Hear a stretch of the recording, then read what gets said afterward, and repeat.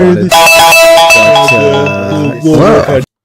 My God, sorry. No, I know what it is. It's the timer going off.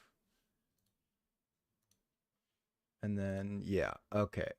I see what happens. I had my own stream open in the background on another window. Better, not an alarm. For a second, I thought my cat was screaming upstairs, and I thought people were hearing that. Okay, I think I fixed it. Truly, I am the greatest streamer of all time. Okay, so plans for today. I have a couple of things I want to do. Obviously, as the stream title suggests, I'm planning to try and win as many games in a row in different digital TCGs. We'll talk about which ones. Some of them are like the obvious ones, and then I think I'm going to let you guys vote on which ones to play next. I'm going to try and stick to games that have official simulators at first, but if we get deep enough into the process, we may need to play some games on some unofficial sims.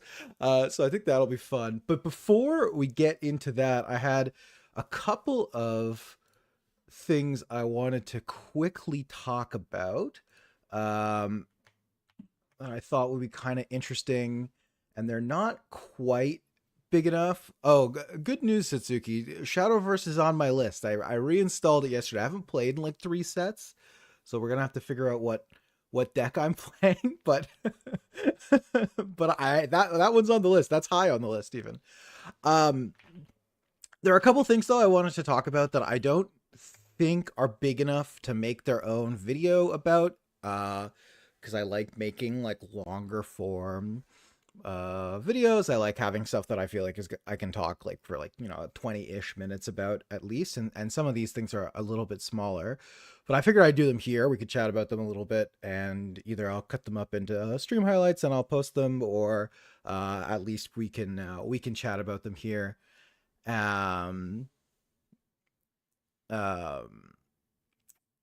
It's Shadowverse 2. It's Universes Beyond. Is the one that I've played. How's everyone doing? What time zone are people in? It's morning for me, like quite early. The behind the scenes here is that almost all of my videos are recorded between like 6 and 8 a.m. My time.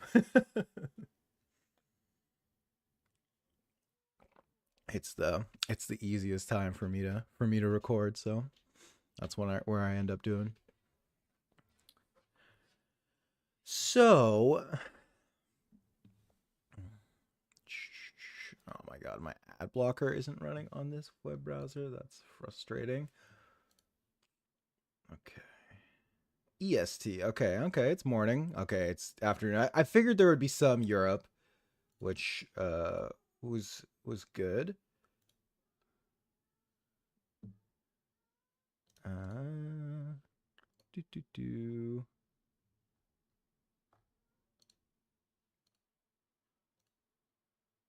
EST. Okay, we're morning people. Very cool.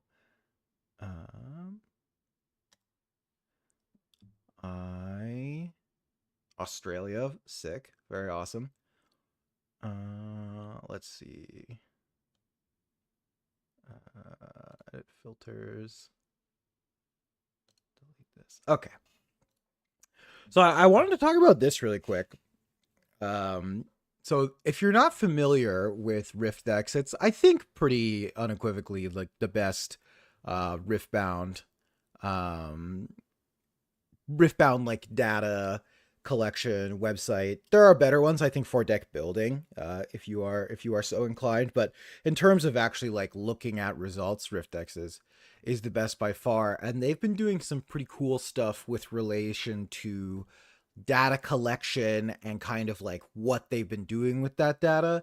And I wanted to just show this off a little bit and talk about the data that's accessible via Riftdex, because I think there's kind of some cool stuff going on. Obviously, I literally posted a video like a day and a half ago now talking about how using data to to balance card games is like sometimes a fraught endeavor. So obviously we're not going to always do it. But it is like very fun to look at, right? And to kind of like talk about and yeah, engage with. So this is the thing that I think is the coolest that they have. They have, oh my god, okay, hold on. I got to get the ads off this page. It wasn't an incognito browser, but I'll just open this in a regular browser. I can't look at these ads. I can't do it.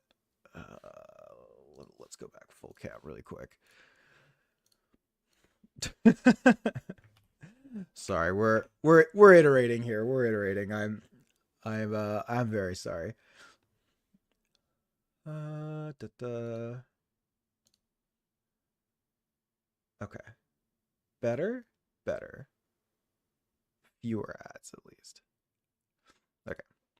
At least I have an ad blocker running on this one, so I don't know why these are still showing. Yeah. So like interestingly, like WotC hid data from Magic Online, which is a bit different because you get way more data from something like Magic Online. So what this data is coming from is it's only from tournament matches, and it's basically only from relatively high level tournament matches as well. So anything that's actually run by UVS is going to be captured here. And then there are some tournaments that have been run on TCG Arena, which are captured here as well. Basically anything in which every player is forced to publish a deck list. And so the legend is known. That's going to be calculated here, because if we have the legend and we have the pairings and we have the results, which you will for a lot of tournaments, it'll get captured here. And so overall what that means is that we have this like relatively well populated data matrix. Obviously I think it's kind of the sweet spot, because like, for example, like 1300 games of LeBlanc is not like enough that we can definitively say this is exactly what the matchup percent is for every single matchup for this character. But at the same time, it provides some kind of like interesting insights into what the heck is going on. ML Animo, we're chatting about Riftbound data, and then I'm gonna start trying to win games in as many TCGs as possible. It's gonna be fun. So yeah, so like what's going on here is I think there's kind of a very interesting thing to look at here with the play rate of kind of the top 5-ish decks. You can see that down to Misfortune, you have like 900 matches. And then obviously like Master Yi and LeBlanc are the most high represented decks by far. And as a result, they're going to have the most matches. And when you're looking at this data, it can kind of start to inform like what you could possibly conceivably choose to register. Most notably, because you now know approximately what the most popular decks are, you're really like not allowed to register decks that are bad against all of them. And so like, as a result, it's interesting. Lilia, for example, got a lot of fanfare at the release of Unleashed because she's doing something that basically no other legend has been able to do before, which is be really aggressive, like claim battlefields on turn 1 and stuff like that. And you will note she has a bad matchup into the top 6 legends by play rate, which means you just like can't register this leader. You can't play this legend, I don't think, at a tournament and expect to do well. You have a bad matchup into everything. You have an atrocious matchup into something like Master Yi, which has like a 23% win rate. Like it's pretty rough. I realized you guys don't have my cursor. And then similarly, there's also some kind of interesting things showing up because LeBlanc has been the most popular deck by play rate, but it has not had good conversions at large tournaments. And if you were just looking at conversions, you might think, oh, the deck is just bad. But actually, if we look, clearly the issue is related to the fact that it has a negative matchup into like 5 of the 6 most popular matchups you're going to run into. And most notably, it's got like an egregious matchup into a deck like Aurelia.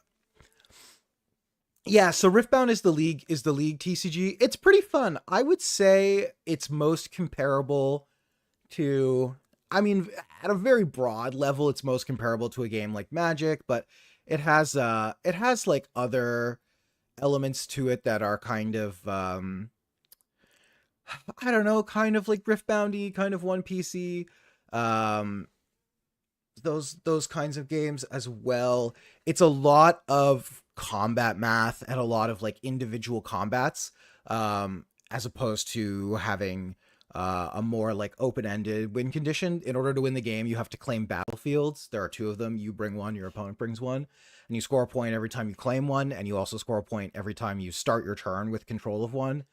And first one to 8 points wins, and you have to either claim both battlefields or uh, score a point by holding a battlefield to win the game.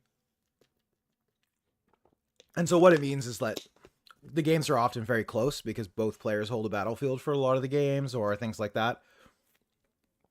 But a lot of it has to do with these kind of like micro interactions over fighting over an individual battlefield. I really like it. I think it's super fun.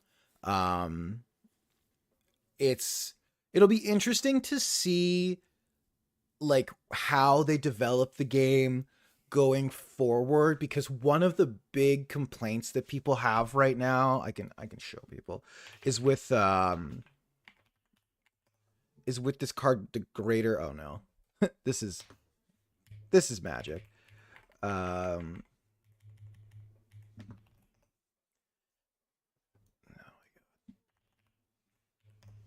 is with this dazzling aurora card.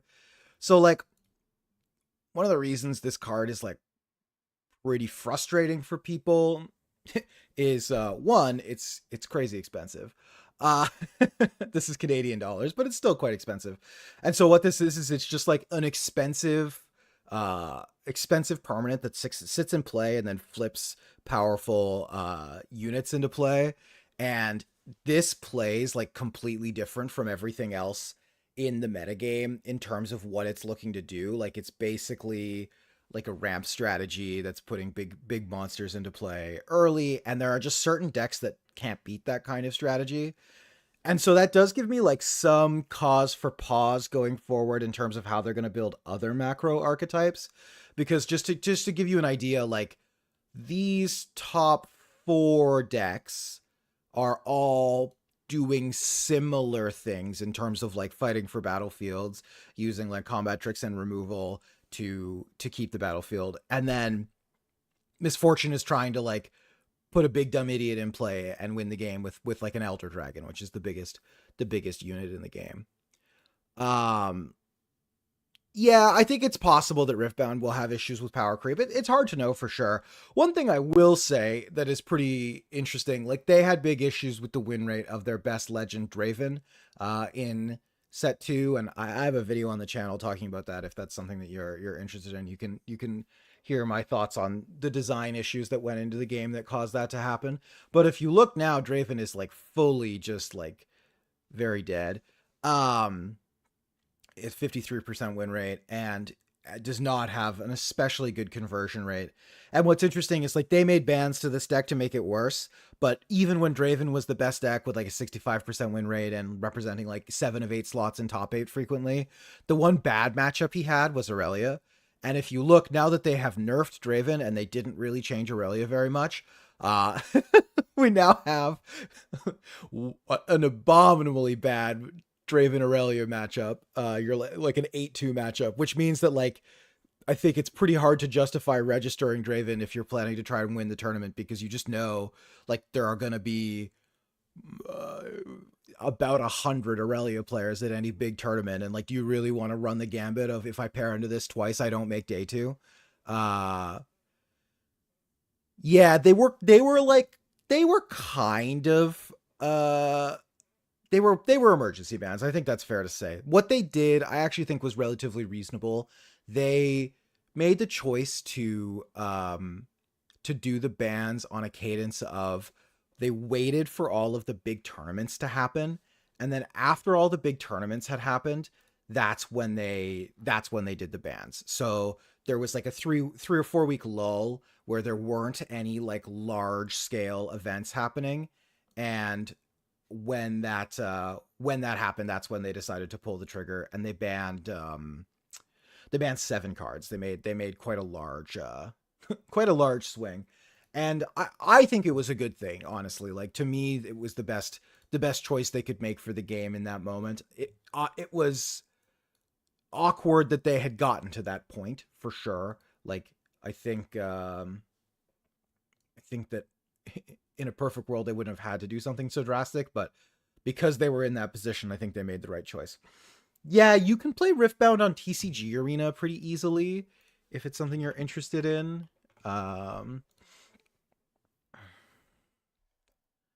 so if you go to TCG Arena, you can all you have to do is you can install Riftbound as a game, and then it has like a deck editor, which is pretty reasonable.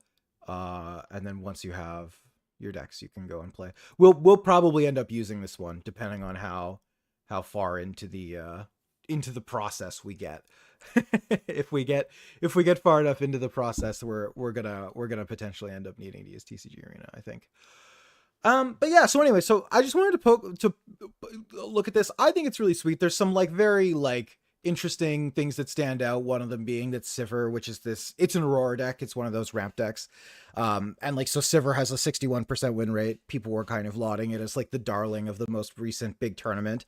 And I was kind of thinking like, why is this deck being so successful? And you can see pretty clear answers as to why, which is that it has a very good matchup into Master Yi, the second most popular deck. And then it also has a favorable matchup into Misfortune, which is the other Aurora deck. So it's getting all the benefits of having this like fairly polarized matchup table. And then it's also winning the kind of pseudo mirror, which I think is interesting. And then like the rest of the decks, I think kind of fall in line. Like, you basically, what I was kind of extracting from this is, in order to be a top deck, I think you need to have a positive win rate against 2 of the other 4 top decks. And you can see, right, like Sivir, good matchups into everything other than LeBlanc. Master Yi has good matchups into everything other than Misfortune, and Sivir, which is farther down in play rate. It'll probably spike up now. Like, Aurelia is like this very flat matchup table deck. It's good against almost everything, but never like crazy incredible, except into Draven, which it has like almost an 80% win rate, which is kind of crazy. And Teemo, okay, it crushes Teemo too, good to know. But like down here, this is all just noise. Like, this is not enough data. But yeah, so anyway, some fun stuff. If we go all the way down to the bottom of the of the matchup chart, here are the decks you don't want to play. And people have known this. Like, these 4 legends down here, like, everyone has known these are the 4 worst legends in the game for basically the entirety of their existence. But like, there are some truly abominable matchup tables down here. And one of the interesting things is that these 2 were the ones that I thought were kind of interesting as well. So both Rek'Sai and Ahri were decks that were kind of like fringe playable in the first second set of Riftbound's existence. And now I don't think that you could advocate for registering them, right? Like, a 40% overall win rate is just not something that you can plan to outskill your way into a good placing at a tournament with. But I was like, why? Like, what's happening? And then when you look, you can very clearly see the problem here. Like, when you have it, in Ari's case, no good matchups against the rest of the top decks, that's obviously going to be a problem.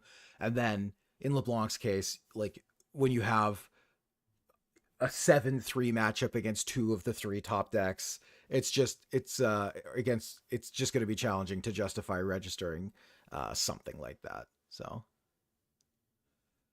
yeah, the 0% are pretty funny. I mean, a lot of those are just to do with the fact that there's not enough data, like that people haven't played enough matches. And then there's like a couple of hundreds too, where you have low matchup data as well, which is kind of funny.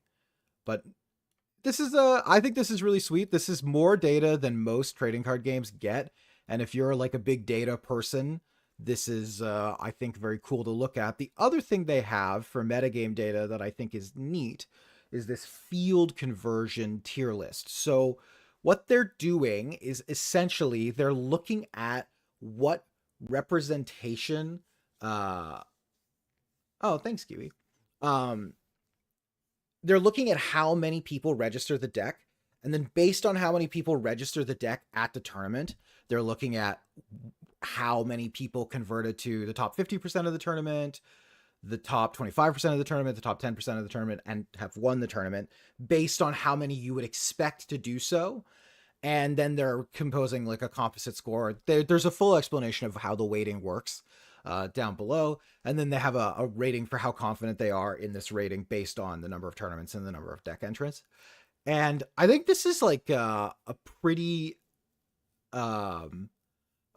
interesting way to like evaluate the overall performance of a deck, because it starts to be able to get rid of some of the data issues related to like, are all of these decks built the same? Is the play skill the same? Like at the end of the day, if a deck is converting to the top 50% of a tournament at a higher clip than you would expect for it to, adjusted for its entry level, I think it's very interesting. Hey, Brennan.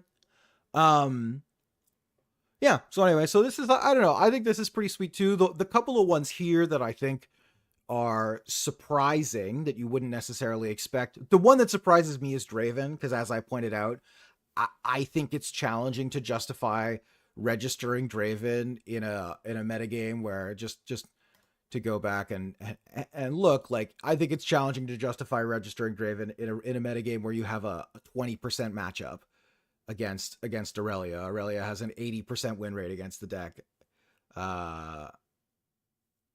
Yeah, conversion rates definitely drop as lower skilled players drop off from playing the deck. That's also true.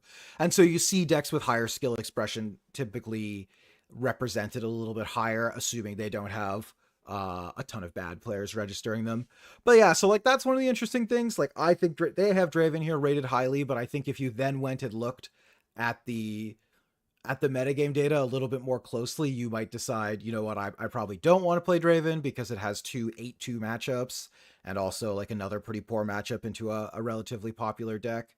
So like this is like kind of an interesting thing. Like you can start to combine these kinds of data to evaluate like what kind of decks you might be interested in registering. I think one of the most interesting things from the conversion data that we have is that they have LeBlanc rated as like just average, and it's only just barely average. A 1.0 would be average, and it's a 1.03 conversion multiplier, or 1.04, sorry, their composite conversion multiplier is. And if you look, it's the most played deck. It has more matches than any other deck. But when you look at why, it's very obvious. The top 3 other decks in the metagame crush you. And then even when you get a little bit beyond that, other decks that are near the top as well, you have a really challenging time into. But LeBlanc, kind of what you can see from this data, exists as like a bit of a brew killer. Like a lot of these decks that are lower down in the play rate stages just have like really bad LeBlanc matchups because they can't beat the linear thing that she's doing. So yeah, anyway, pretty cool. I think this is very interesting. I really think that this style of data is maybe a happy medium, because this isn't capturing data from all online events or every online game. So you're not ending up with like a level of certainty around these matchups that's based on 10,000 games. You're ending up with matchup data based on like 1,500 games, which I think is a more reasonable kind of position to be in. It'll mean that the metagame doesn't get solved too quickly, but it does mean that if you're someone who's like a tournament player who's choosing between multiple different decks, you have some interesting stuff to look at to kind of like base both your deck building choices and your deck building, your legend choice in the case of Riftbound, exactly, as well, which I think is sweet. I think this kind of stuff is really cool. So yeah. Anyway, this is what I got on this. I didn't think that this would be long enough to make a whole video on. And also, like, I am not a data scientist, and I don't pretend to be. That is not my day job. So I can only look at this data and abstract as much out of it as I think maybe an average person and maybe a below average amount than other people could. So I didn't want to speak from a position of like, oh, look, I know how to read this data. But I thought it would be fun to talk about.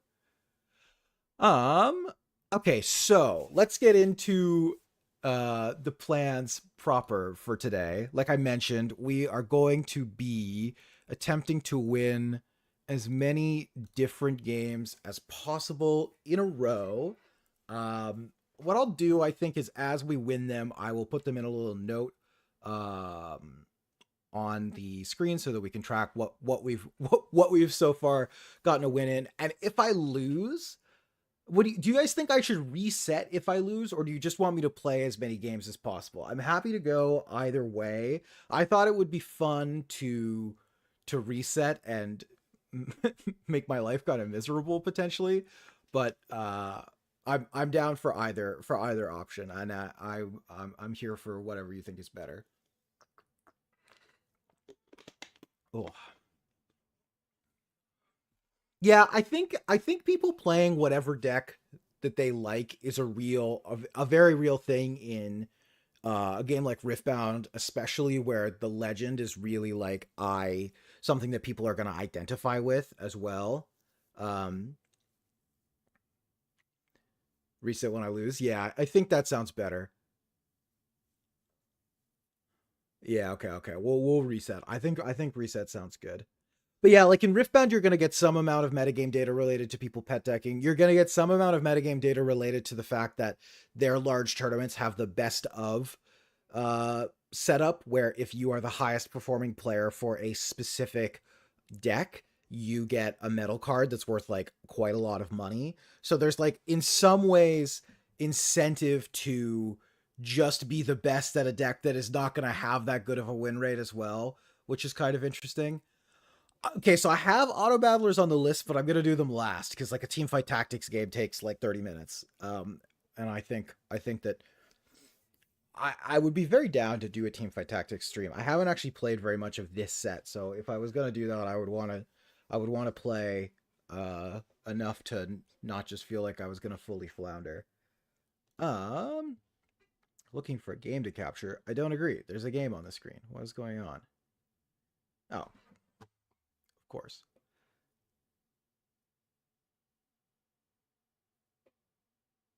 No, yeah. Definitely, we have to play against a real player for sure. Ooh, I have a daily to claim. Huge. Oh, it's the 50. It's the 50 gem daily. Even better. Um. Okay, so we could either finish Dice Rally. I still have one more layer to do. But I think I'm playing. I've just been playing the Heck of Hands pre-constructed deck in Dice Rally. It's been pretty fun. But I think what we'll do is I do need to rank up a bit more this season. Um so okay, this was the deck I was gonna play. Uh it's it's like very degenerate, but at the same time I think it'll save us time because we don't necessarily have to sit through an opponent's turn if we set up a board and just have to beat their board. If they don't have anything, we just win. Um, so let's fire one with this. If you're not familiar with Mitsurugi FTK, it's actually pretty simple.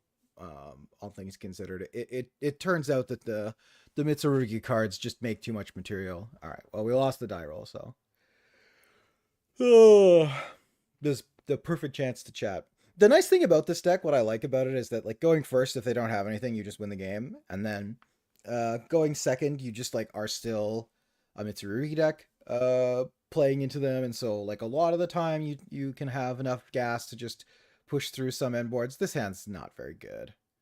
Um,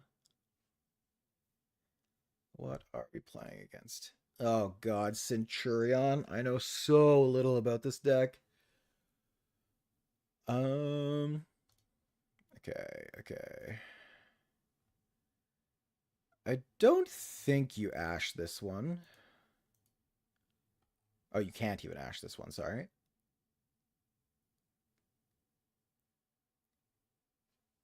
Okay. Yep. Very good. Oh. Yeah, I know. I actually considered building it, and then the Fanatics ban killed my dreams. Okay, so if this card had a Centurion, is this the Ash target? Like they haven't normal summoned yet. Yeah, I kind of figured my Ash does very little. All right, we'll just leave it for now.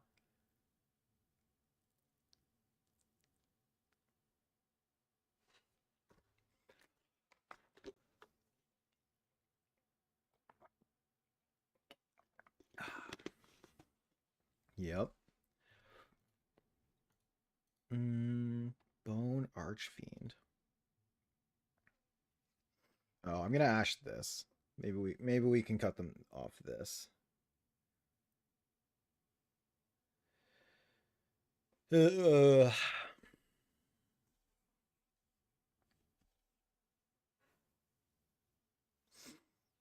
yeah. I am in platinum, so we're gonna be playing against a myriad of the finest garbage. um, but I'm not I'm not super optimistic of our prospects here. I gotta say, the old double Lamia opener is not exactly what you draw up when you register this deck. Yep, very good. Uh huh. Uh huh. Uh huh. Good. Yep. It's not scary at all. Uh, that actually doesn't matter. That's the one good thing about this FTK deck.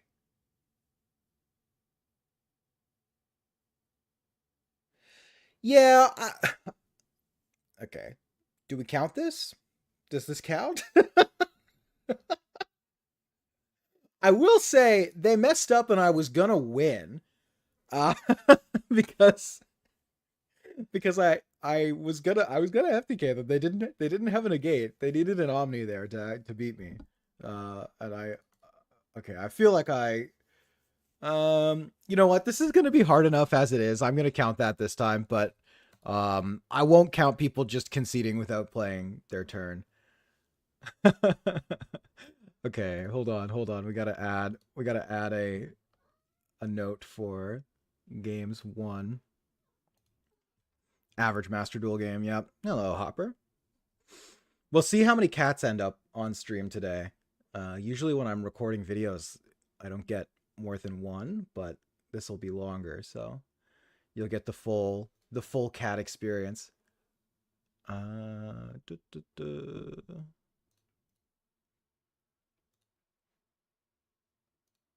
Oh my gosh.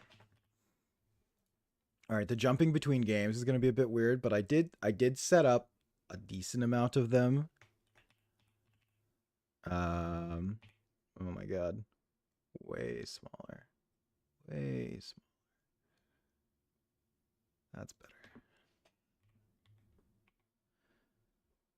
Uh,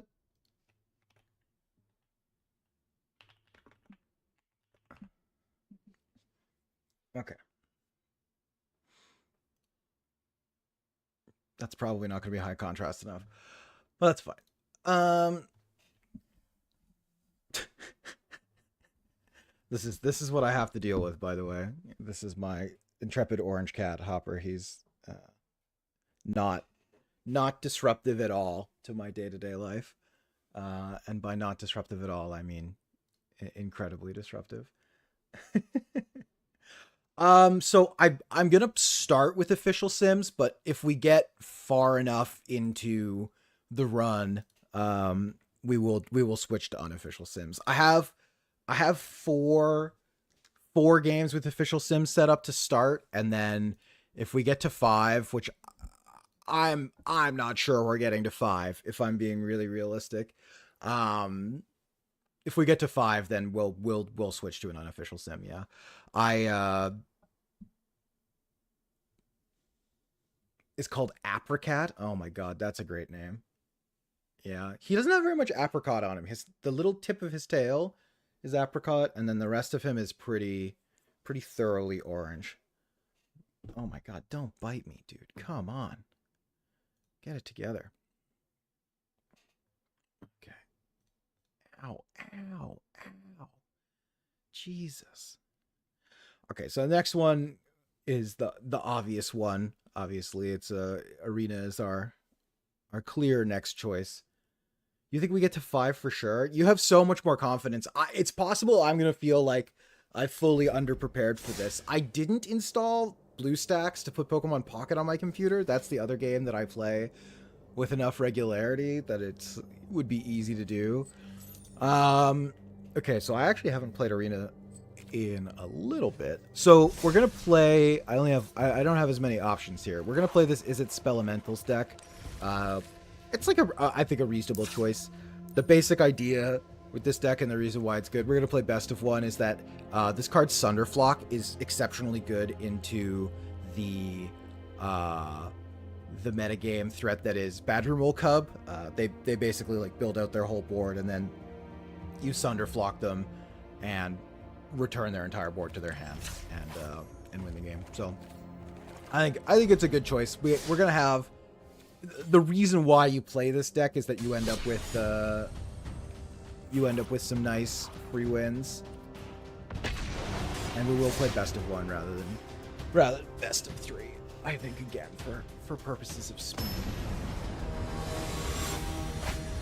Yeah, you know, it makes me sad that Izzet is kind of like the bad guy in Standard Magic now because of like VV and everything like that, because I think Izzet is my favorite color pair, but like it almost feels unethical for that to be true now. I'm on the draw. This has a removal spell. This has... Yeah, I mean, this is a key. It's unexciting, but it is a key.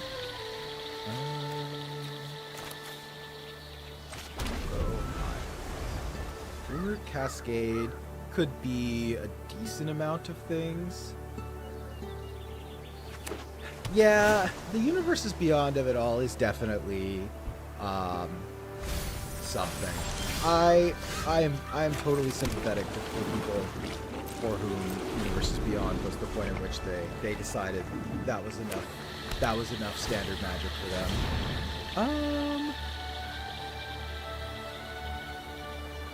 I think I'm just gonna spell this.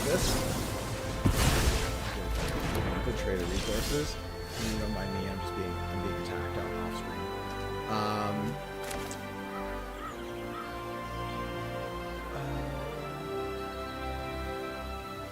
Oh yeah, you know what? That's fair. Let me turn Arena down. I forgot I have my sounds off on Master Duel. My apologies. Bad streamer. Is that better? I've turned it down substantially. Yeah, this can just enter tapped. And oh, not discard my hand. We'll just pass. And I will either Prismari Charm or something else. Yeah, I mean, that's gonna resolve. I do wish I had my Spell Pierce back now, but... Oh, I could have bounced this. Maybe that was the line, hey? Okay, audio's better. Very good. I think the line was bounce this. Sorry, I'm looking at chat, trying to fix sound, being bitten by a cat. Okay, we'll see if we can find the happy middle ground on game sounds.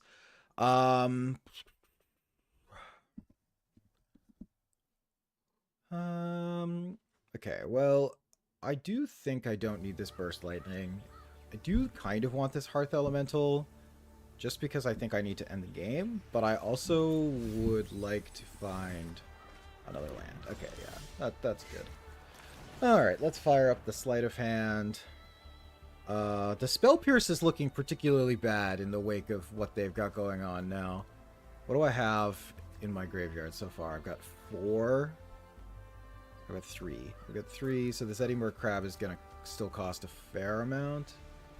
Yeah, I mean, we're going to take the Spell Pierce. I will cast the Hearth Elemental. And then... pass. Have 2...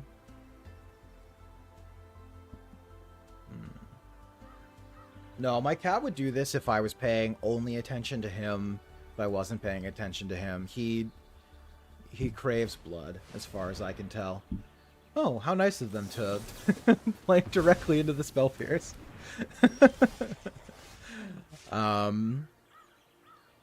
Yeah.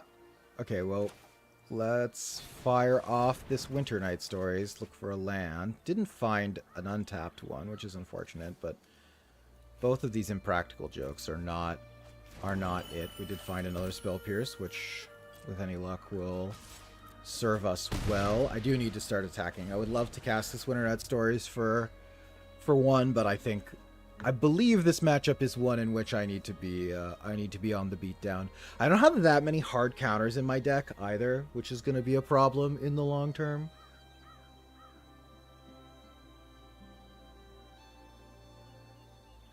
Banish Face Down it's relatively unique. Magic has had Banish Face Down before. Can we stop with the trying to draw cards?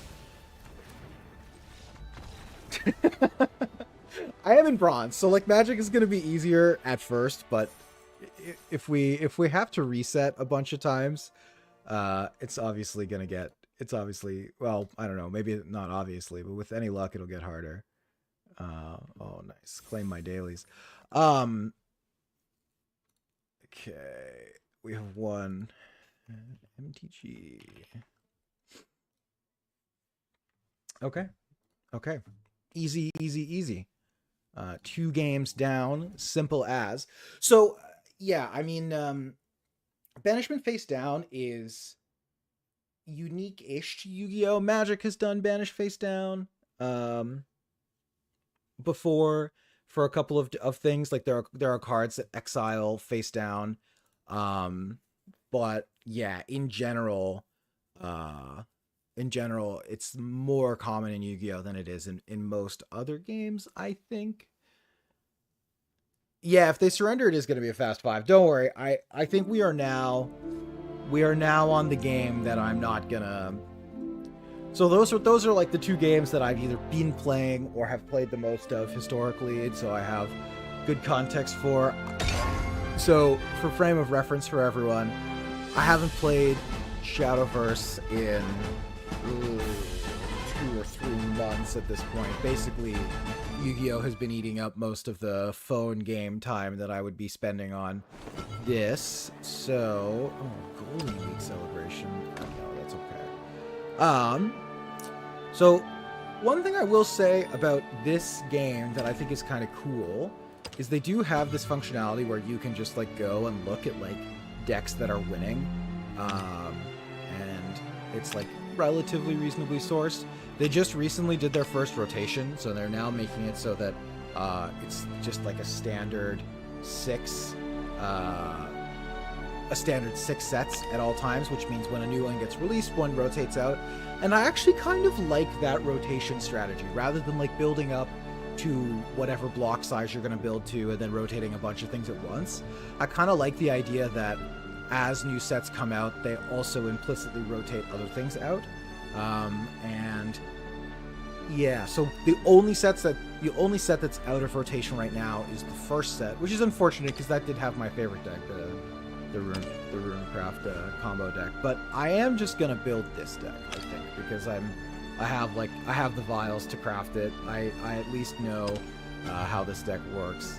Yeah, I guess we'll prioritize premium cards. So if anyone has not played Shadowverse before, I will fire it up. It is basically it's got like very like Hearthstone type bones, I would say. Like a lot of the things that are going on in this game are reminiscent of mechanics that you would find in Hearthstone. But the things that it's doing differently. Oh my god, I'm an emerald. The things that it's doing differently are, the big thing is the evolve mechanic. And so what the evolve mechanic is that it is a resource that both players have access to. You have 2 evolves and 2 super evolves, and those give cards extra stats, and they also allow them to attack other units the turn they come into play. the turn they Medium can play with, rare. they can't. Or well And so done. what that means is that Death you to end this up with this godless game world. that is very high tempo. A lot of the games end up being about, like, can you clear your opponent's board? Can you not clear your opponent's board? Yeah, Shadowverse, if I recall, is super loud. Let me tune us down a little bit. Okay, so we definitely don't want this. I kind of want this one. I think this is fine, although my hand is a little bit slow. So anyway, so I've been playing for a little while, so we'll see. I might get crushed. We're playing against Havencraft, playing Amulets. Okay, countdown, draw 2, deal 2 to all enemy followers, restore 2. That's fine. Not a problem.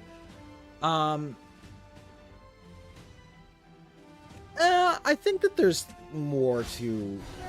I think there's more than that. There definitely are TCGs that are just worse versions of Magic, and that's something that maligned early TCG... Well, not early TCG game design, actually. More like kind of, I think, mid-2000s, early 2010s TCG game design. A lot of these games... a lot of games that came out were very clearly trying to, like, crib Magic's homework, and that didn't vibe very well. And now, obviously, I think people are doing a better job of figuring it out. I think I do just have to play the Cagliostro. Obviously, we just get in for one. Yeah, isn't there a Digimon Sim coming out soon? I had aspirations of playing the Digimon Sim when it comes out. Digimon Allison or something like that. The Digimon resource system to me looks really interesting, and I'd love to play more of it. It reminds me of the old Lord of the Rings trading card games resource system, actually. Mercy. Okay. Sorry that I'm not narrating exactly what's going on here. Truth be told, I don't fully know. Okay, this is going to summon a 4/5 that restores 2 with Bane and Ward. Ward is like Taunt in Hearthstone if you're a Hearthstone player, and Bane is like Death Touch in Magic.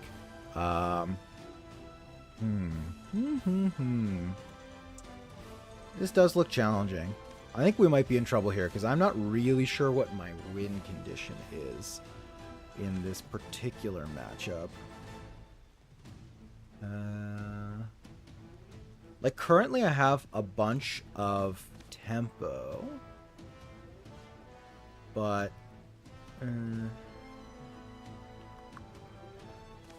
okay, I think we're gonna push 5 damage, and I do think we will jam this, get the double evolve, because I do think our win condition involves this, finding my other copy of this and winning the game is fine.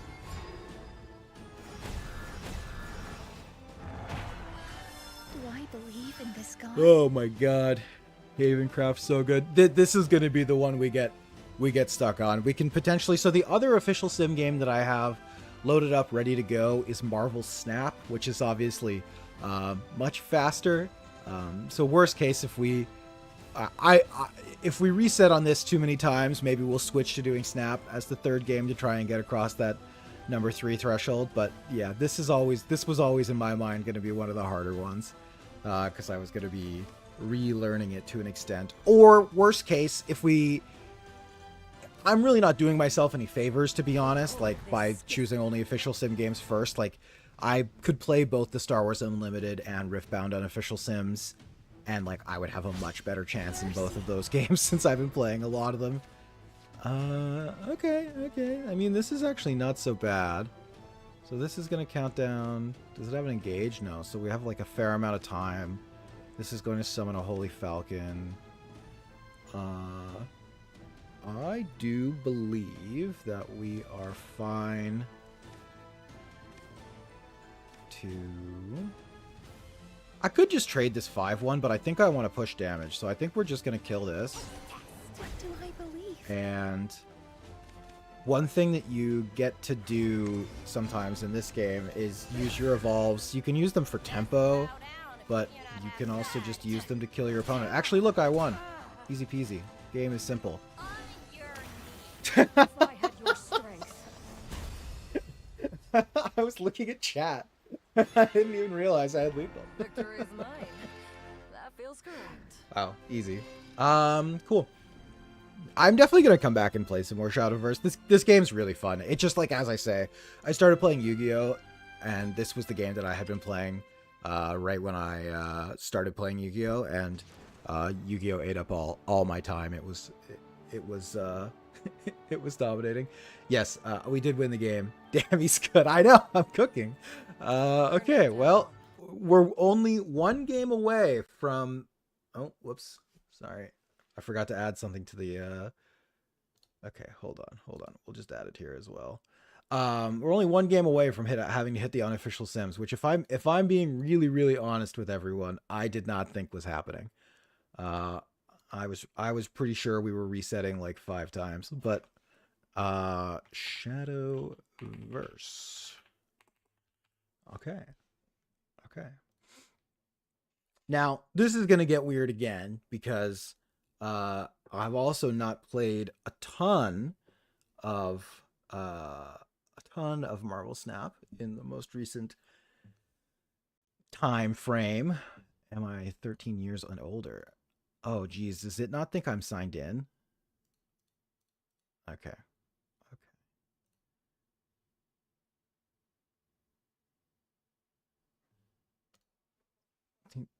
I feel like Digimon, the thing for me is I find learning games on unofficial sims challenging. I think it's really nice to have the guardrails of an official sim or an auto sim at least to kind of make sure you don't do something like crazy illegal. But at the same time, like, it's obviously possible. Okay, so like, here's the thing, right? What are we gonna play?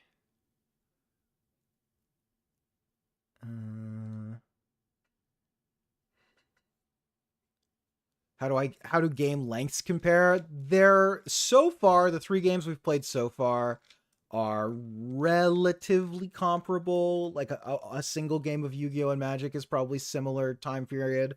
Shadowverse on average is a little faster. And then this game that we're about to play, Marvel Snap, is much, much, much faster. Yeah, like learning Yu-Gi-Oh! Without something telling you what to do, I think is going to be really challenging. So a lot of my decks are quite old. Again, I have not played a ton of Marvel Snap in recent days, but I think we can probably work with this if I'm being honest. I think this destroy deck feels like it's probably powerful enough that it's just gonna be fine to register. I'm just trying to decide if I want to play Nimrod or not. And I also want to make sure that none of my cards have different text from when I last played. Nope. All right. Yeah, we're gonna run it with this classic destroy deck. So if you've never played Marvel Snap, it is very fast, and one of the big things that's kind of interesting about it is a big part of the mechanic is the fact that when you are playing, you can snap and basically say to your opponent, I think I'm going to win this game. And there's almost this like poker gambling element where you're raising and re-raising. Oh, this is interesting. So 1-cost cards can't be played here. And now a bunch of stuff costs 1. And then they have location mechanics that make it so that every game has this like relatively diverse feeling. Yeah. Oh, dude, Hex was so much fun. I played so much Hex.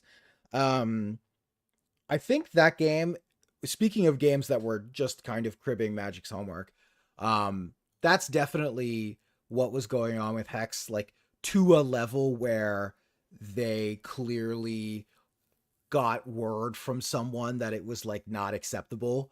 for them to continue to do so, which is a shame, I think. Like, I think I want more fodder for Carnage than Wolverine, so as non-tempo positive as it is, I think I'm just gonna play Venom here. Um, you don't feel like Snap is a TCG? It's a deck. You build a deck and you collect cards, and then you play the cards against other people. I agree. It's one of the weaker ones of the ones we've played, but it's definitely a TCG. Oh my god, we're playing against Mr. Negative, huh? Okay, yeah. See, so my opponent has snapped. They have said that they feel like they're winning this game. They did get to play Mr. Negative on turn 3, which, if I'm being transparent, does likely mean that they're in a much better state to win this game than I am. Well, how real are my chances of winning this game? They're like basically 0, but for the sake of the streak, I think I have to keep playing. This is the one awkward thing about Snap for sure, is that you do kind of have to just play. Even though if I was playing on the ladder trying to maximize my potential point earnings, I would have just retreated here when they snapped, because Mr. Negative is a really powerful play. Basically what this does, it swaps the power and cost of all cards in your deck. So you play all these things that are like 5/0s that have strong, powerful, like recurring, like ETBs or persistent effects. And yeah, I don't know. It's pretty sick. Oh my god. My deck is so bad. I get to replace a location. Could be good. I think I want to replace the Elysium. I think I will Arnim Zola first, and then I will replace the Elysium. Elysium pretty rough for me, to be honest, unfortunately. Yeah, Gwent is another one, another tragic tale of misery. Oh, okay, that's the better one to hit, because now I get to make extra Wolverines in both areas. And I'm winning Mojo World. Oh yeah, drawing Deadpool was not the draw though. I mean, I'm gonna play because like I said, the streak probably ends here, and we'll have to go back. But yeah, Snap might end up being the gatekeeper. We'll see. Like, obviously, they might just have nothing. They have nothing. All right, we won. I, truly, I think there's something to be said about uh playing games at the low ranks. Okay. Well,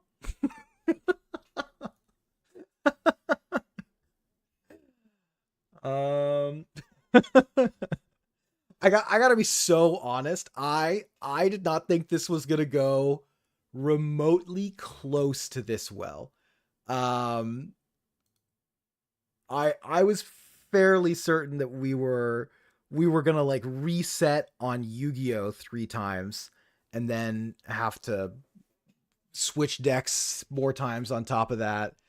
Uh, okay, hold on. I've missions to claim. This will show you how little Marvel Snap I've been playing. Although, if we can quickly before we go on, if you like Marvel stuff, by the way, and you haven't played Marvel Snap, their monetization early was quite bad. And I would not have advocated playing the game. And unfortunately, a lot of my monetization is a lot of my collection is from a time where the monetization was pretty rough. But I think that my understanding, at least, is that if you got into the game now, while it would take a while to get to the point of having a complete collection, that once you are collection complete, you could stay collection complete for not a crazy amount of investment. Um, I mean, I didn't prepare that much. I prepared the games, like I knew which games we were gonna play, and I made sure I had the capacity to play a deck in all of them.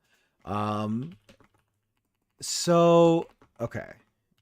So here's the thing. Okay, so we're done with Marvel Snap. So now Now we have to decide. I have two options. We could finish.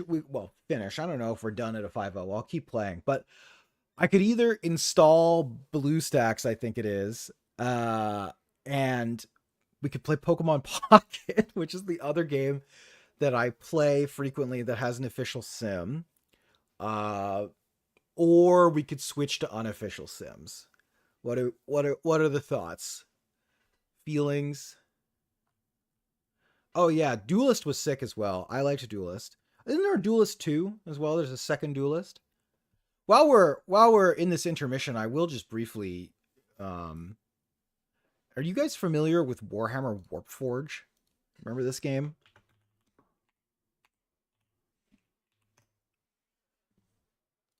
Remember this game? It's like this was the other one I was gonna play. Like I still had it on my phone, even I hadn't even gotten to that point yet. And yeah, I don't know. So this game was like another kind of Hearthstone-y clone, and it just like died. Like it got canceled after only like 2 years of existence. Uh and like, man, I don't know. It's so strange. So like basically, if you are not familiar with Warpforge, essentially it was another like very similar Yu-Gi-Oh clone. Or not a Yu-Gi-Oh clone, sorry, a Hearthstone clone. They were doing like some interesting different stuff where units, instead of having only one attack, they had two different attacks. They had like ranged attack and melee attack. Um and yeah, so it created like some interesting strategic depth, but it just shut down. It just shut down after really not very long at all. Um, Kind of crazy. And they only ran for like 2 years, and they were like running microtransactions purchases and stuff like up until like 2 months before they just shuttered the service. It was like a real bummer. Okay, so to answer the other question, if we played unofficial, the options are TCG Arena or Carabast, which is the fan-made Star Wars. The Star Wars. Do I not have a saved deck? Oh, I don't have any decks saved. Um if I'm being totally honest, I think my odds of winning a game of Star Wars are better. Here, let's run a poll. I'll get a deck together for both, and then but you guys can decide which one you want. Uh, it's not yes, no. It's Star Wars or Riftbound. So the other option we could play is Riftbound. What game next? What game next? All right, fire it up, and I'll do what as you command. I'm totally sympathetic if we want to try and sabotage me because we think this is going too well. Um, I think I'm more likely to win a game of Star Wars, but I think that the Riftbound experience is probably marginally better. All right, put this here. Oh wow, it's like a dead heap. Sure, so currently. Yeah, I've looked into Duel Links. I mean, part of the issue with something like Duel Links is that the monetization model is like kind of atrocious, right? Oh my god, 50-50, 50-50, 100. Um Same thing with something like Rush Duel. Like I think that the monetization model on that game is also like kind of awkward. And so like I haven't spent a ton of time looking into it, like because we could play like you can just play Star Wars. Okay, it looks like the winner is Riftbound, but it's very close. Oh my god, it's just 50-50. All right, I'll let it go for another minute, and I will. I actually realized I think my deck list is a little outdated. Um, we won't play something like crazy meta in Riftbound if we play Riftbound. What do we want to play? I'll play Kha'Zix if I'm playing Riftbound. I'll play this Kha'Zix deck. How does this list look?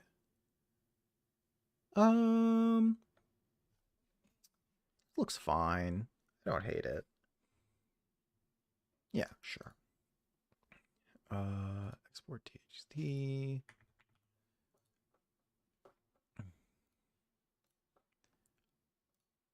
Decks. Create deck. New. Create deck. Import. Save. All right. All right, where do we end up on? Okay, I think we've ended up on Riftbound by a single vote, so we'll see. We'll see. When I heard Master Duel was announced, people were really worried about the monetization because Duel Links was so bad. Yeah, and I mean the Riftbound, or not the Riftbound, sorry, the Master Duel monetization. Like as far as a mobile game goes, it's not terrible. As far as a trading card game goes, it's also like, it's not terrible either, I guess.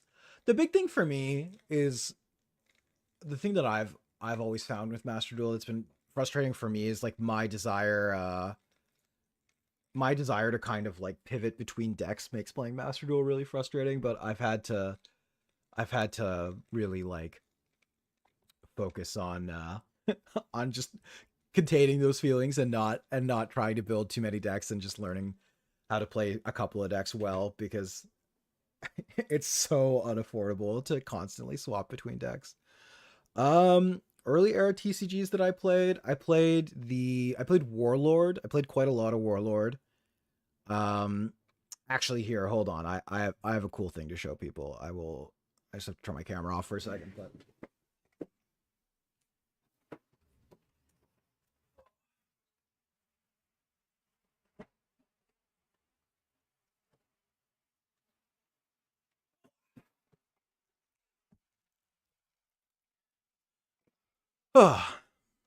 okay.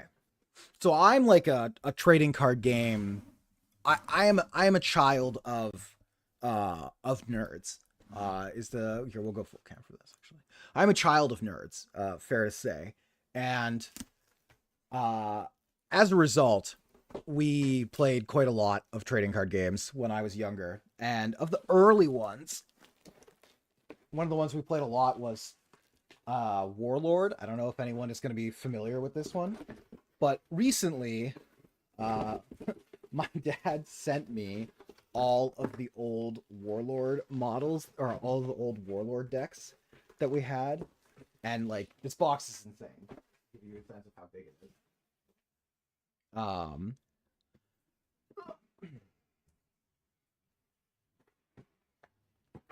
But it's pretty cool. So like these are like your 1999 cardboard boxes, and then here I just have like hundreds of Warlord cards. So that's one of the ones that I played a lot of when I was younger. Kind of exciting. My dad sent me all of the cards recently, so I'm gonna probably try and put some decks together. So I played that one. I played the WoW TCG. That one I think is post 2000, but that's one of the early ones I remember playing. I played the Lord of the Rings trading card game with my dad. I played Magic in the early 2000s, like casually with my friend, and then I like drafted Time Spiral Block. That's the first time that I like went to an LGS and played tournaments for Magic. Yeah, the WoW TCG, like pre-Hearthstone, this would have been mid 2000s. The WoW TCG would have been. That one was quite fun. And then what else did I play? Microphone falling over.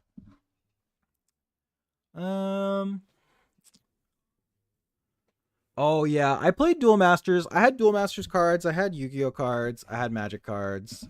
I played Warlord, was the main game that I played when I was younger. That was the big one. And then like we played like some one-off games from time to time as well.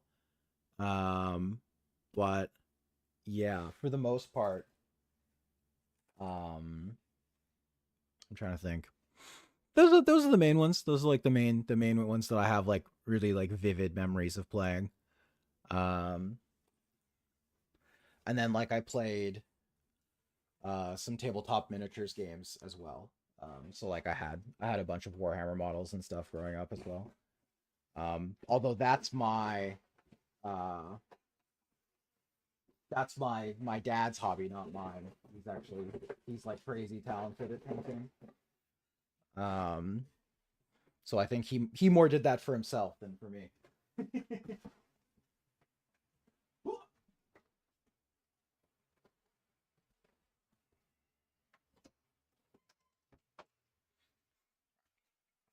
that back in the closet.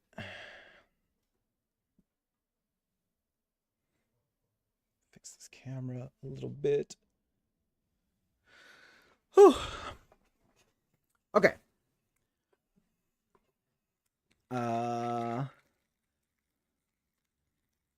don't know if I'll try to qualify for Worlds. I never really like think of myself as being like an especially good player of card games.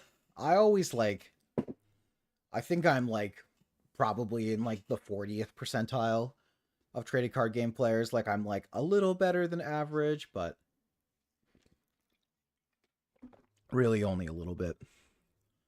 Um but like I don't know, I do like competing. Depending on what the process is like, I would think about it. What do you do? Do you play is there like a world championship qualifier that you play you have to qualify for? What's the It also depends on what the time investment is to make the qualifier, because I know obviously like some games make you play a ton of hours just to even be eligible to play the qualifier, and I wouldn't be able to do that necessarily. You grind like hell for a weekend. Is that the Duelist Cup? Yeah, grind like hell for a weekend is less viable for me as a solution. Um, yeah. Okay, let's make this a little smaller because Riftbound does require a bit more space. Yeah, the only thing we know for sure is that I'm 100th percentile. Correct. Yeah. Or is it 0th percentile? I don't even. This will tell you how much I know about stats.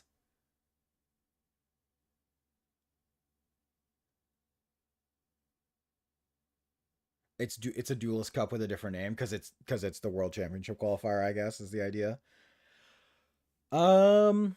Okay. I'm just looking to make sure this is not quite right in terms of visibility. Let me add a different window capture. We're really we're doing it live here. I again did not expect to get this far. If I'm being totally honest, I did not think we would get here.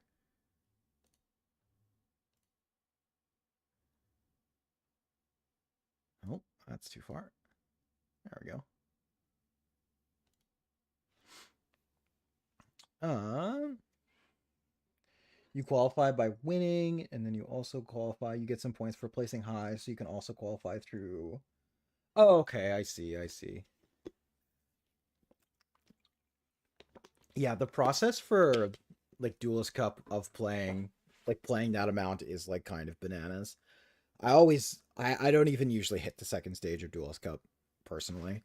It's just so much time, and it's like I don't have the ability to commit that much time. Yeah, so for Magic, my highest card game result lifetime, it's not that high. I've won like what's like I'm trying to think of what the biggest prize I've won is. I've lost in the finals of a couple of PPTQs when that was the system for Magic. Uh I missed day 2 of a Magic Grand Prix by one game Like I really am, I think, like a very average to like potentially even slightly below average. Well, I'm above average if you put every Magic player in the pool, but if you just talk about competitive Magic players, I think I'm below average. Or competitive card game players, I think I'm below average. I in 2015 I missed day 2 of Grand Prix Vancouver playing four color Zoo Twin, Splinter Twin with Wild Nacatl because that card had just gotten unbanned. That was pretty sweet. But no, I in general I don't have that many like that many super high finishes or anything like that. I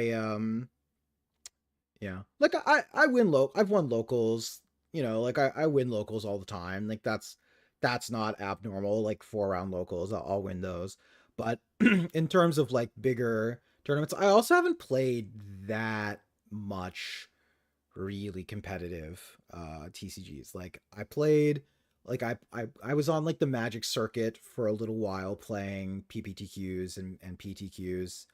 And then um and then after that, like I've played 3 or 4 Grand Prix. Like I really haven't had that much time to play competitive card games. Like depending on where you are geographically, it can be kind of hard as well. In Canada, I don't know.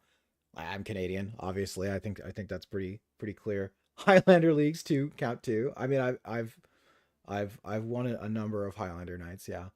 But like a lot of the places I've lived in Canada have had somewhat challenging travel restrictions when it comes to getting to places that would have bigger events.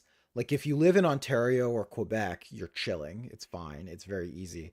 But I've mostly lived on the peripheries on like the east and west coast, and so it's not as it's not as easy if you're not in central Canada, and it's not like the states where you can drive from one state to another in like 6 or 7 hours or whatever. You really in Canada, like if you're in one province, you're in that province and you're either flying or you're driving for like 15 hours one way. So it's pretty tricky, honestly, to play to be like a grinder per se, even if it's something that like you want to do. Okay, let's fire up Riftbound. We can jam. This sounds good. Yeah, XYZ. Yeah.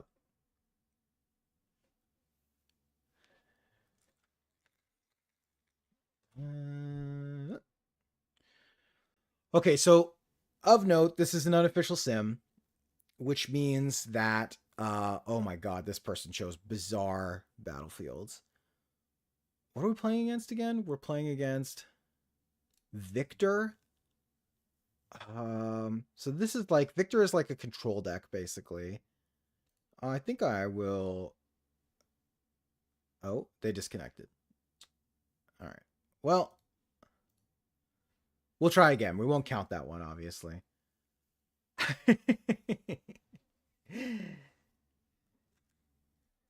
Yeah, yeah. Like Ontario, and like I lived in Quebec for a little while, and like unfortunately, when I lived in Quebec, part of that time was during the pandemic. Kaisa, Kaisa. It's definitely not Zonwarns. It's either the Arena's Greatest or Forbidding Wastes. I think it's just Forbidding Wastes. Choose starting player. Me. I will go first. Okay, Mr. Root is great. Actually, this hand is just in general pretty strong. I think I'm going to throw back the Grim Resolve, which is just a combat trick. And just got to make sure they're done. It's kind of cool. I actually haven't played this one that much more. Clearly, they've added a decent amount of automation to it, which is nice. I know Riot told them that it can't get too automated, basically, like that it has to stay relatively manual, but this is pretty good. I should play more. Oh, they're hitting me with the thumbs ups. I should have expected with the username toxic. Oh, you guys can't see. Hold on. Their username is toxic.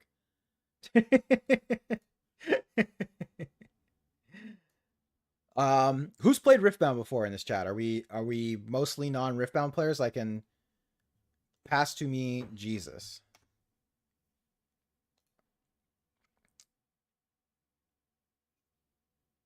I feel like we might be reporting this guy. Oh, they didn't do anything. Very cool. Well, let's move here.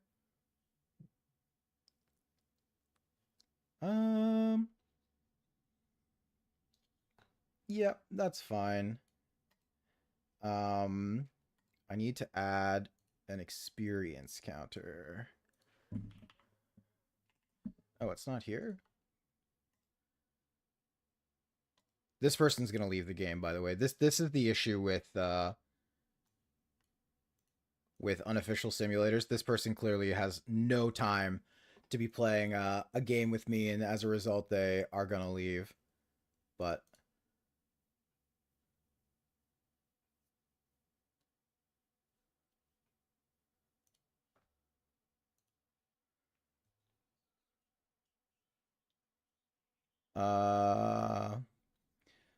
so we can either take a removal spell, we can take one of their 2 units. I think with the texture of my hand, I'm just going to take Falling Star. Falling Star is a removal spell. And what I'm trying to do is basically set up a situation where I can score twice with Void Assault. So, oh yeah, this person is toxic. Jesus.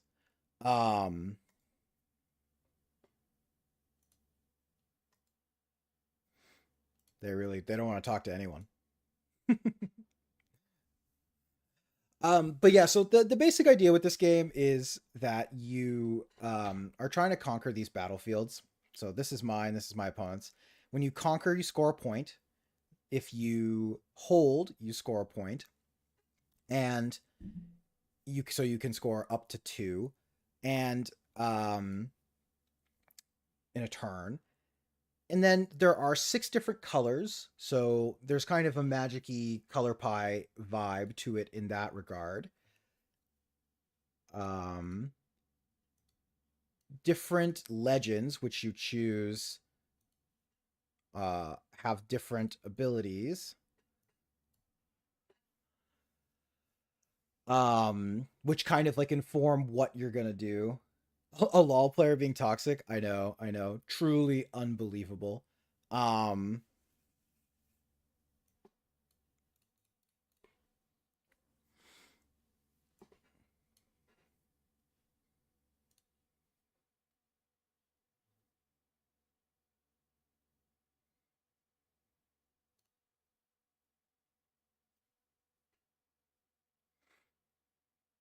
um, and then yeah, basically from here, like you, I gained 2 XP from that. And yeah, so basically the texture of the games are informed by what? Oh, I see.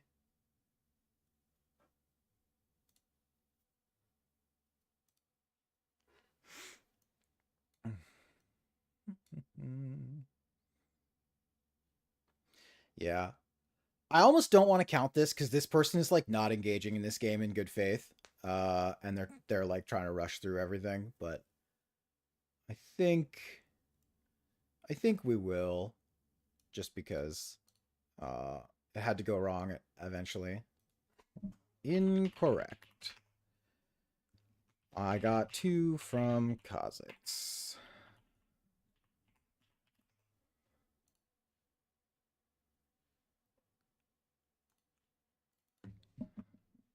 I'm actually at 3.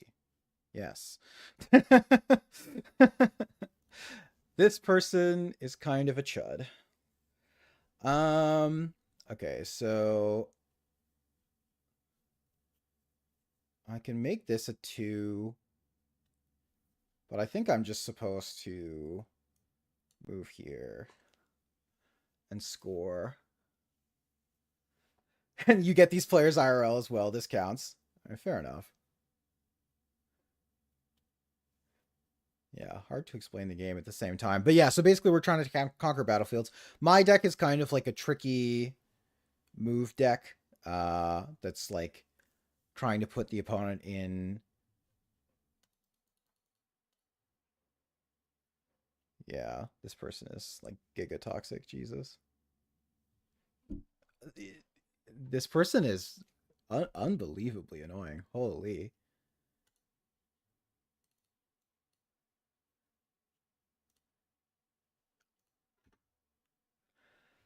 Oh my god. Anyway, yeah. Kind of an unfortunate intro to the game for people, I feel like. But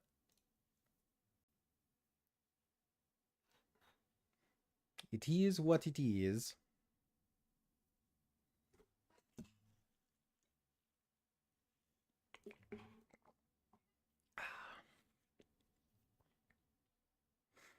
Okay, we will isolate this thing.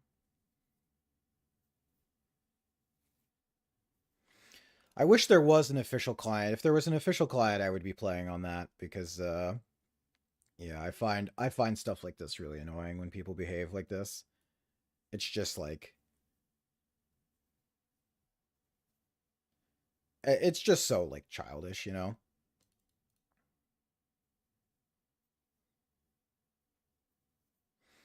Hmm.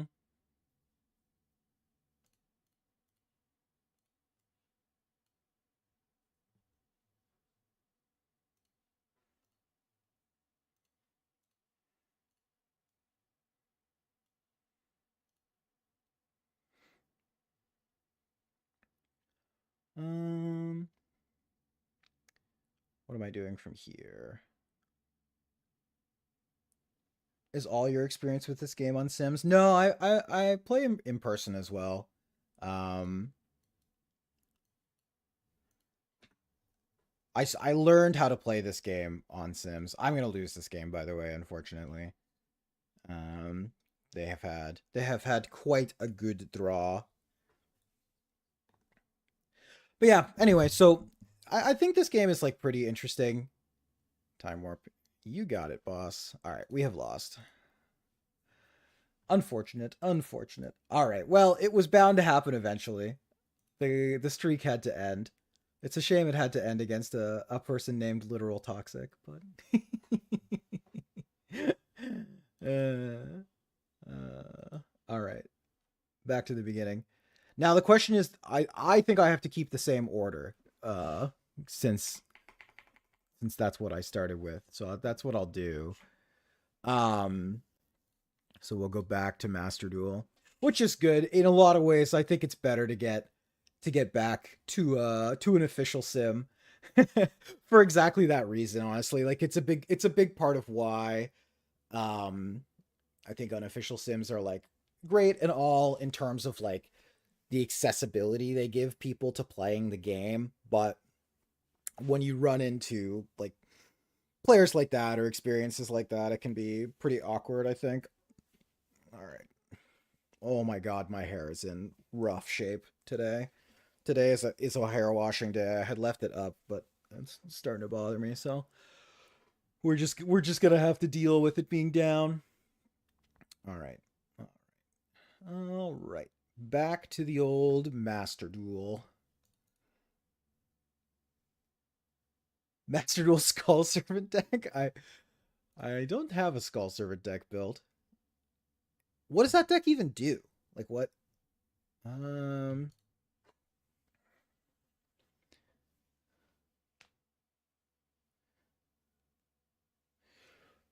yeah, Omega being an auto sim is nice, I will say. Stuff like that helps a lot.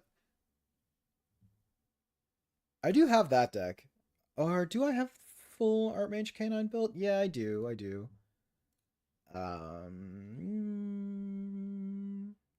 Do I have this deck built? Yeah, I do. Nothing's banned out of this. Uh, I think let's we my opponent last game literally just uh did their full combo, got to RDA, messed up, and then conceded. So let's see if we can get a game where we actually get to play. Well, okay. Not looking amazing. Oh my god.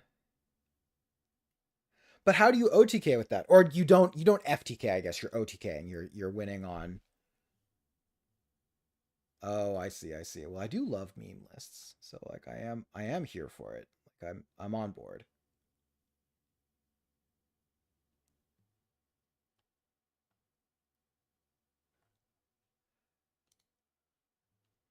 Mm. Oh, they put me on the play. Okay. Interesting. Terrifying. I feel like I'm getting hand trapped or something to death. Oh. Well, either they're toggled and they have nothing. If they have nothing, they are dead. Okay, no Droll Lockbird. Okay, so for anyone who hasn't seen this combo before, allow me to show you how it works.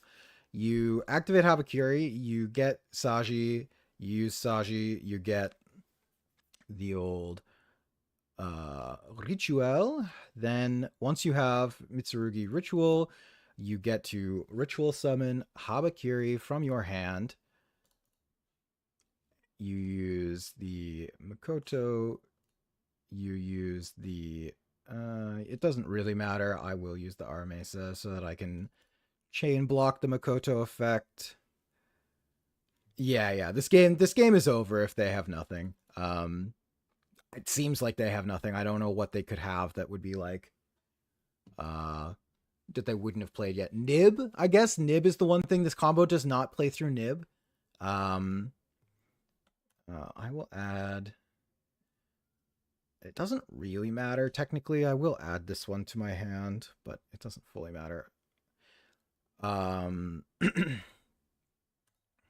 then we activate this one. Summon from deck. Summon Futsu. Tribute Habakiri in play. So this is summon number 3, right? So this is summon number 4.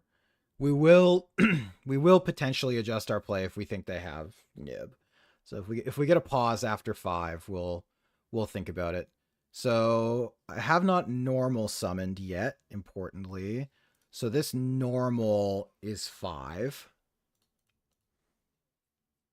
And they pause. So okay, so they probably have Nib, which is fine. I think I can't kill them through Nib, but I do still think we get to build a pretty good board and we have Droll and Lockbird, so like we can't be that upset. Let me confirm that we can't kill them through Nib. I believe that we add this. Yeah, we can't kill them through Nib, but we do just like get this back. We get to get the it doesn't really matter, actually. Get the Mitsurugi Great Purification. Special summon this in defense position. And then I will use the mirror to summon the Murakumo in my hand. Attributing this. I'm just going to discard the Fuelos. This is technically an inaccuracy, I think. But I didn't keep a cheat sheet or anything. So like the thing about this deck looks more complicated than it actually is. The big thing is if you do get to just do your combo with this deck, it's literally just make 2 8s, make 2 4s, and you win the game. And then you just have to memorize it's only 4 summons that win you the game. It's pretty fast.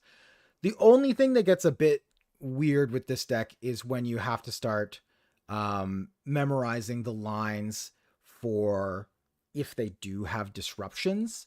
And when that happens, obviously it does get a little bit harder, but even then I find it's like mostly fine. So I think I'm supposed to make IP Masquerena with Murakumo and Nib token. And then because you only have 1 prayers now, it gets a little bit weird, But because I'm planning to droll and lockbird my opponent, I guess there was an argument for activating prayers. I'm just going to set it, though. I'll just set prayers, set purification, and pass. I have droll. I have one Omni through some amount of disruption. If they somehow can combo back to me, I have Murakumo. I think... Oh, interesting. We're playing against King's Sarcophagus. I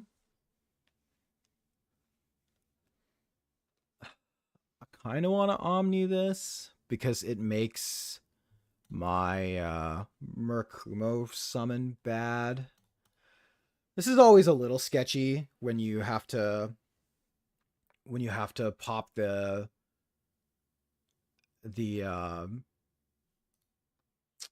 Futsu with the purification. You'd obviously rather do literally anything else, but still fine, I think. Okay, so Mitsurugi Mirror comes back. Oh, okay, yeah. We got there. Okay, excellent, perfect, easy game. We actually played some Yu-Gi-Oh! That game, so that's good. Opponent surrendered.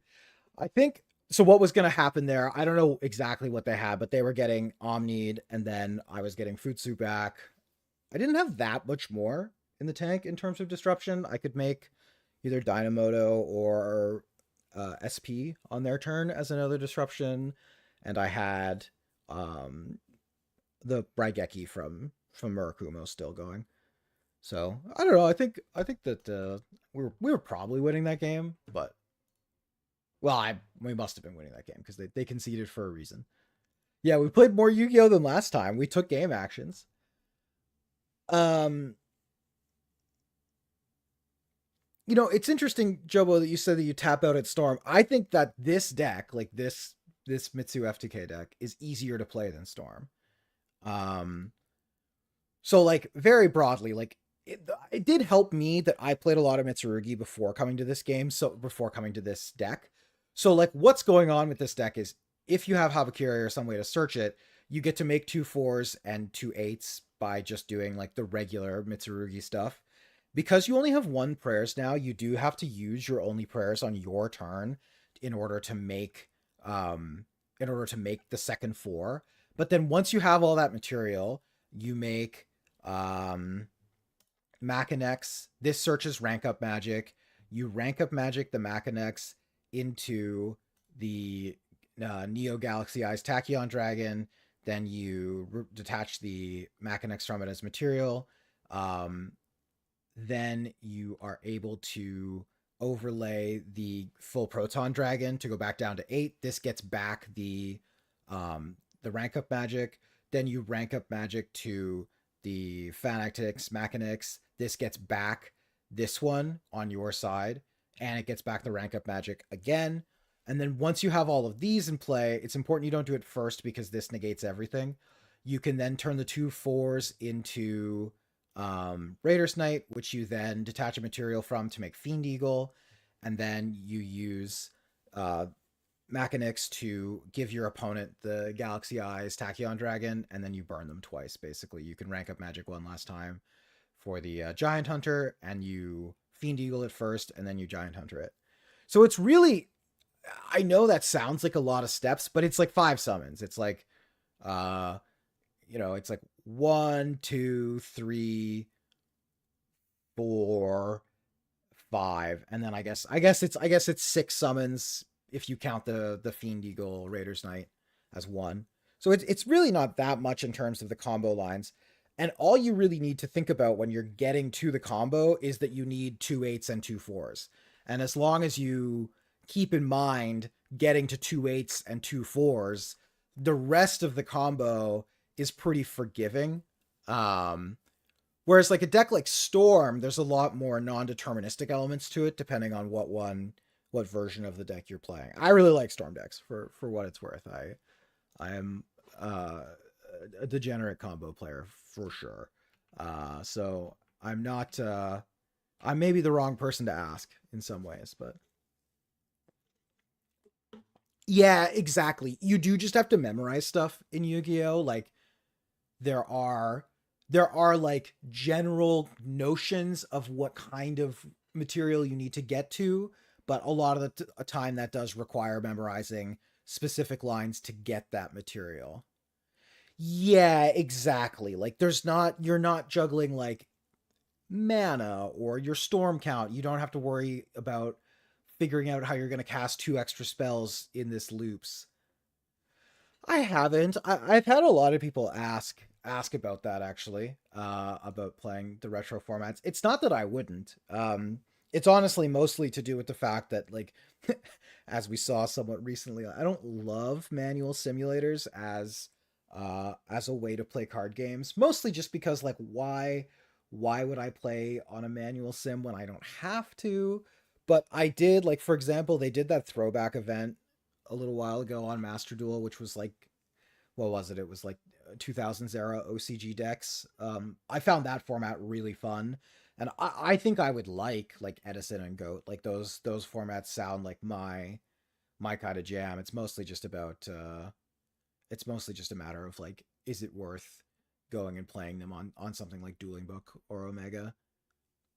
Yeah, I've had people recommend Toss format as well, which is like kind of in the middle, right? That's like, what is that, late 2010s? It's like a little bit, the gameplay is like a little bit slower than what we would kind of think about as like modern Yu-Gi-Oh. Yeah, manual sims when you're just playing with the homies is great. Like if you're just playing with one of your friends, manual sims are awesome. 100%. They're great for that. And that's what I've done. Like most of my Riftbound playing on TCG Arena has been with friends. Um and it's like it's 2019. Okay, yeah, I nailed it. Nice. The other older format that I kind of want to play is Tearlament. I would like to learn Tearlament format. I think that would be kind of interesting. I feel like people talk about like the skill expression in that format, and I've watched like some videos of it, and I obviously believe it because it obviously like feels like a format with a lot of interaction points. But like at the same time, I don't know. I don't know. I part of me worries that like, is it too high power level? Like, are we pod racing a little bit too much? Find match. I want to play this deck. Let's see. The Spelemental's best of one deck. Yeah, yeah, fully graveyard based. It's kind of interesting, the history of like how of whether or not games involve their graveyard. And there's like a really I feel like games that have the graveyard be a relevant zone are just waiting to build a mechanic that is too good for the graveyard. And I think as a result, uh a bunch of more modern TCGs have just said like, you know what, the graveyard is dead to us. Like once a card goes to the graveyard, like the only thing that can happen with it is that maybe it comes back through like some kind of regrowth effect that you pay resources for, but we're not going to have things like trigger when they go into the graveyard, which I think is kind of funny. Okay, we are playing against, this looks to be a combo deck of some sort. Maybe it's a control deck. Um Either way, I'm just going to keep the sleight of hand and get rid of the practical joke. Oh my god. Or impractical joke, I should say. I think I want my fourth land. I think that sounds pretty good. Let's sleight of hand. Do I want my fifth land? No, I'll just take the Prismari Charm. Yeah, I mean, it doesn't necessarily get degenerate quickly, but it gets degenerate eventually because, like, as a designer, it's just like eventually you feel the siren's call of like letting something happen as a trigger when it goes to the graveyard instead of making people pay resources for it. And it's like, whenever that happens, like Tear Lament, Dredge, Oops All Spells, like there's just It's like it does just eventually cause problems. Do I have any One Piece players in the chat? Did this happen in One Piece? I've been really curious about kind of like the history of that game. Um like the Nami deck that got banned. Did that get banned because it was milling itself, or was it like a deep draw deck? Um okay, so the question here I think is um do we pay 2 life for sure. Lightning Helix. Oh, I'm playing against 4-color control. I'm playing against 4-color control. Okay, I now know what I'm playing against. So because this is a control deck, I am going to go for double Eddie Merc Crab here. I think my opponent is getting a bit greedy here with this second stock up. Because they missed a land drop. That's why. Okay. They are all gas, which is not great news for me. Because I would guess that one of these is dying. Oh no, they're just discarding a hand size. Wow. Okay, that's good for me.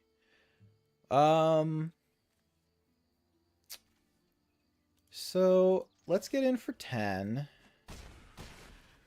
So the consideration here is I can play the Sunderflock, put a third lethal attacker in play, which is better insulated against them having multiple removal spells. It forces them to have a Wrath, but it's really bad if they have a Wrath.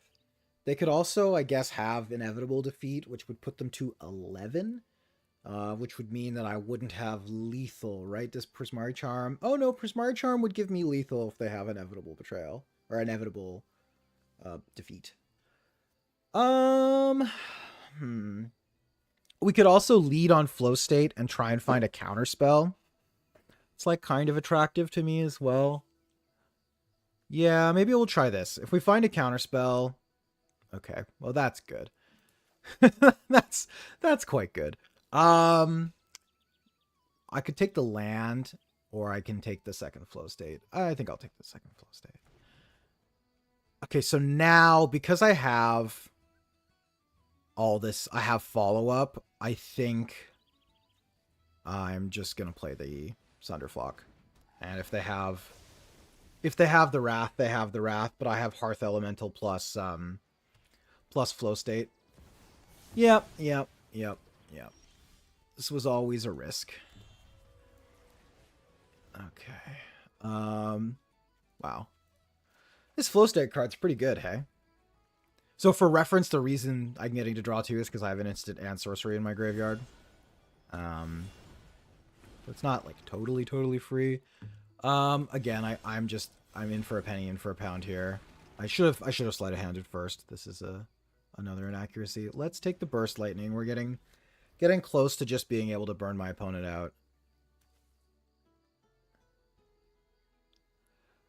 Yeah, I know Oops is playable on Arena now. That's pretty funny. Ill-timed explosion. I mean, they have 5s in their deck, so this is potentially capable of removing the Hearth Elemental, but not a guarantee. They discarded a 7. Okay. Cool. Okay, that's second Burst Lightning. Oh, I'm a land away from winning the game here. Okay, so let's go for Flow State. Just keep deep drawing. This also, okay, nice. We'll take second Burst Lightning, or third Burst Lightning, and we'll take Opt. If I had another red source, I haven't hit my land drop yet. I'm going to point 1 Burst Lightning at them here, because if they have a counter spell, yeah, I think this is fine. I think I would like to... Okay, that's fine. So they can no moralize this. And then I will point this one at their face. And then I'll let them take their turn. And now I just have this Burst Lightning as a win condition if they tap out for something. Like this. Yep, that's fine. So this doesn't do anything. I will cast this Op. Yeah, so some of that is is related to your algorithm. If it's only recommending that, it means you've clicked on one before, which is like really weird. This doesn't add mana, right? No, yeah, it just draws cards. All right, we got there. Cool. Took down 4-color control. Okay, so we've had 2 much more real feeling games of Yu-Gi-Oh and Magic to start, so that's good.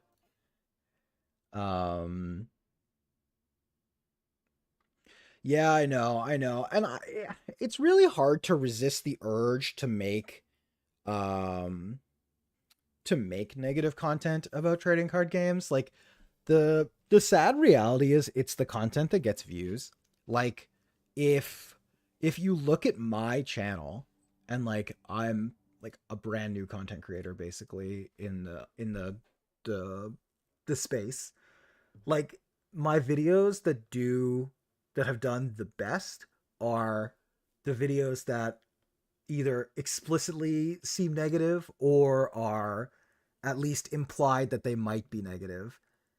And it's just like, it just sucks. Like I wish that I could make content that was like just enthusiastically positive off the rip. And to be fair, I think I try to be more reasonable about it once you actually click into the video. I don't try to just like completely shit on games or whatever. But yeah, like it's so much easier to like title a video like I wish I could tell you Riftbound is amazing and get a ton of views, or get more views than it is to make content that is like enthusiastic about new games. It's also, especially when you're not doing like live play, like live play is the one category I think where like you do get to be like really enthusiastic about it. Um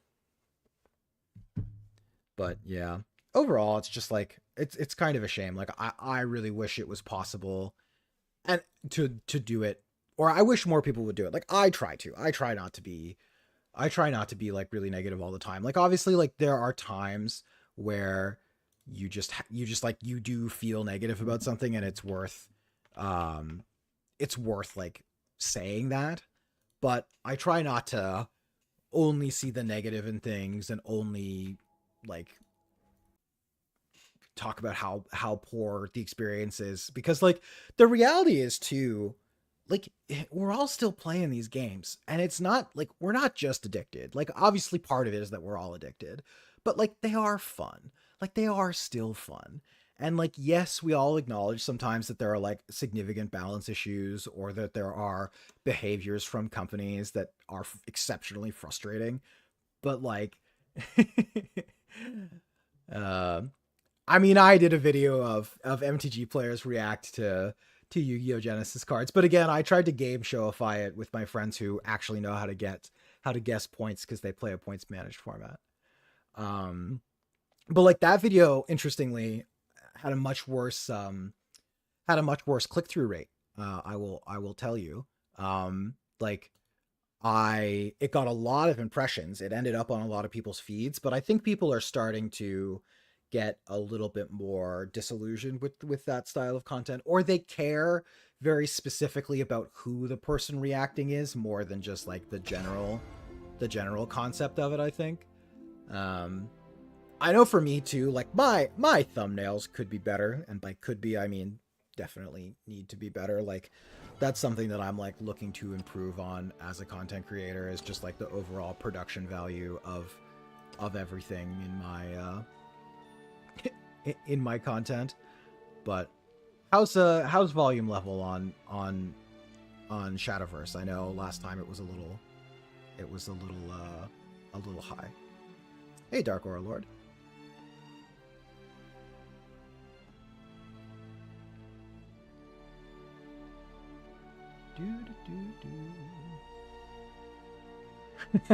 Okay, so like my partner loves Canva, so maybe I need to solicit her to help me with the Canva of it all. Okay, sound is good. Okay, perfect. Let's jump in here. Okay, so last time we like basically won the game by accident on turn 3. That was like turn 6, but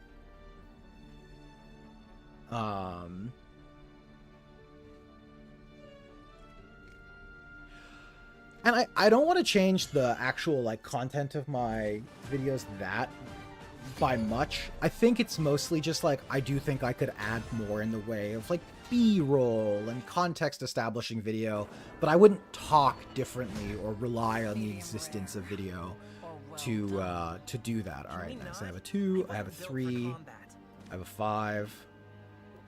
We can chuck this back to look for something a little bit better. Okay, perfect petty predator is good too. Abysscraft, which is what my opponent is playing, is oftentimes kind of aggressive. Yeah, I think that's the other reason. I think that's the other reason why it didn't do as well. Is like I think for a lot of people it was like unexpected for my content to look like that, and I get that. It's not really like the standard style of my content on this channel anyway. But yeah, I just like wanted to do a video with my friends, and it was a thing that made sense to do to me.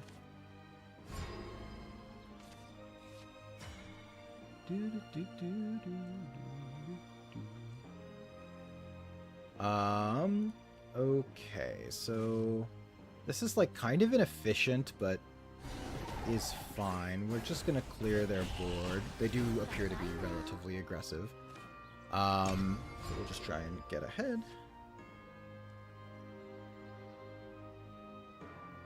Oh yeah, missed timing is missed timing is definitely a Yu-Gi-Oh! Only idiosyncrasy, and I think it is a product of the time in which the game was designed, for sure. I don't think that the missed timing is something that you would intentionally design into a game currently, if I had to guess.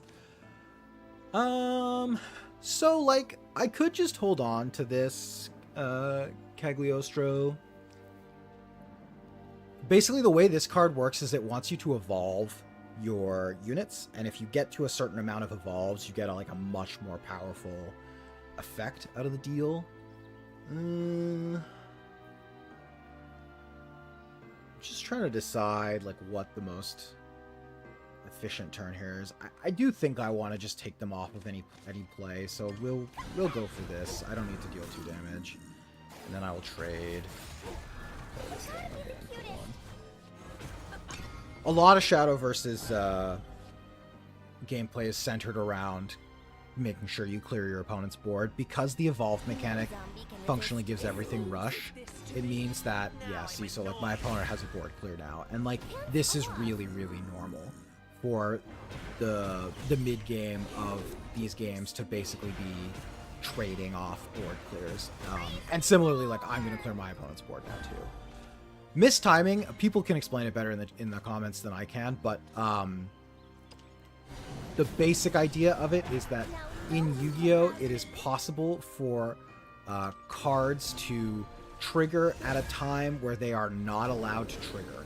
So stuff can happen in a sequence where your card can't actually put its trigger on the stack because it's not the right time in the resolution chain of effects, and it is a relic of a bygone era of design. We would not design cards with mistiming as a possibility anymore, I don't think. Yeah. I mean, I'm pretty down to just go for the old Muriel and reset. Let's keep going. Let's keep going. Get some evolves going on here. Bye-bye now. I'm at 20, feeling pretty safe. Yeah, I actually really like Shadowverse. I'd love to find more time to play this game. I found it pretty fun. They've actually even, like, the times that I played, the balance wasn't even ever that bad. Like, it wasn't, like, incredible. Like, there were obvious outliers power level wise, but it wasn't, like, egregious. This summons a skeleton, hey? So I think this matchup is quite hard for my opponent.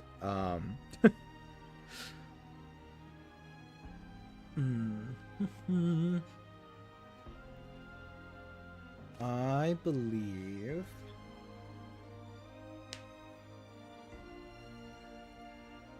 I just want to be clearing the board as much as possible.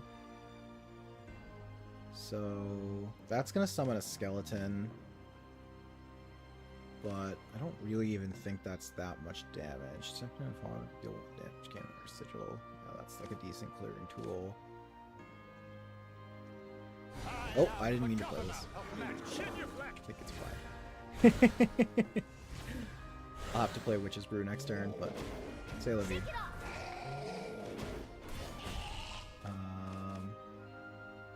And then we can evolve this. Yeah, this one read really powerful to me. I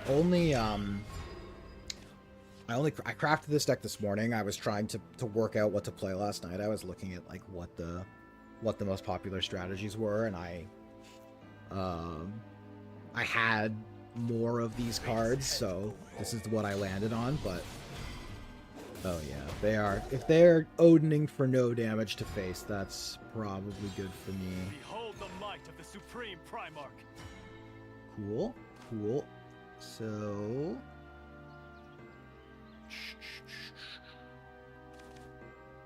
I'm almost at Super Skybound Art. I could like technically get to it.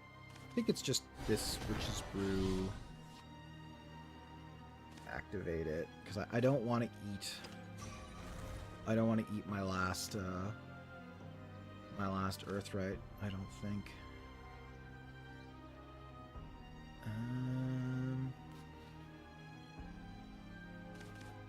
How close is this? This is close to. This is quite close to going off. I think we'll just make another barrier golem, honestly, and I won't use both Earthrights. I'll just use the one. I could evolve this, but I don't think I need to. I'll just save my super evolves for next turn.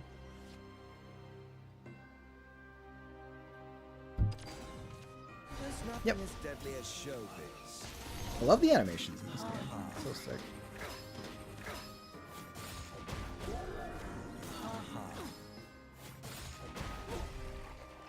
Pretty cool. Pretty cool. So this is what I mentioned about the fact that perfectly good materials. this game is about big splashy plays that swing the board tempo back and forth. And, oh yeah, I had too many cards in hand. That's unfortunate. Okay, well we'll start with this. Get this thing off the board. That's definitely gotta go. And now I have the Cagliostro trigger. I get to evolve.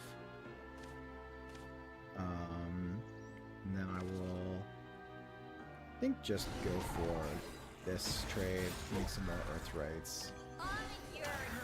Put another annoying thing on the board for them to deal with. I don't know. Maybe I'm playing this turn wrong, but we shall see.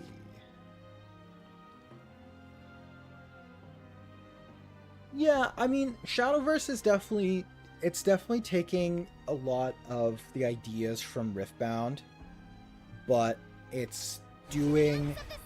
what I appreciate about it is that they are really enthusiastically leaning into the fact that this game is like very, very high power level, and like a bunch of degenerate stuff happens in this game, and they're not trying to like pretend that that's not true.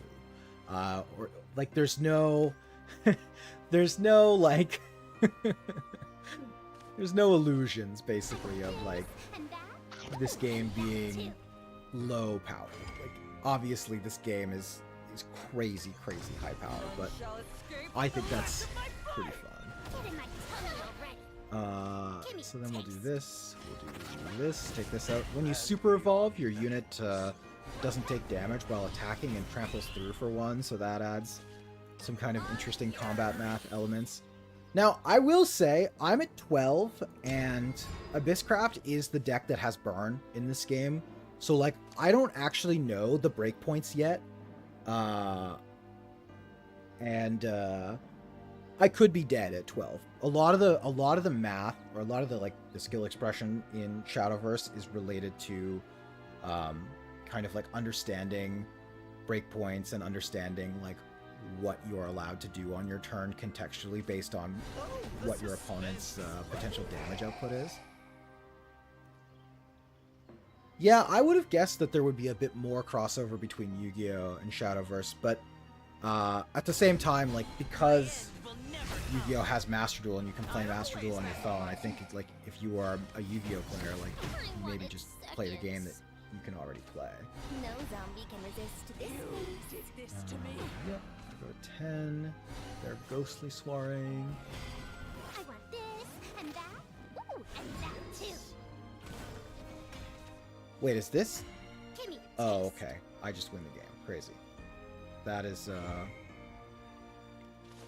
that's quite powerful. On your So, the way I win the game here is, give this thing -2, or +2, -2, and then I also blast him in the face. Okay, 2-0 in Shadowverse. Pretty good. Yeah, so this game is really, really swingy, and there are some decks that are, like, basically the macro archetypes in this deck are, like, aggro, control, and combo. So the aggro decks are trying to, like, rush down the other decks, obviously, and you play something, like, on curve, and you oftentimes are going to end up with, like, no resources towards the end of the game. Then you have, like, kind of, like, mid-range control decks that are just trying to survive, and then eventually play, like, 9 and 10 cost cards that win the game. And then you have combo decks that are trying to spend as few resources as possible while they cobble together some kind of combo that can win the game. Typically over 2 turns. Like, there's not as many like 1-turn kills in this game. But yeah. Okay, we're gonna play Marvel Snap, and well, yeah, let's play some Marvel Snap.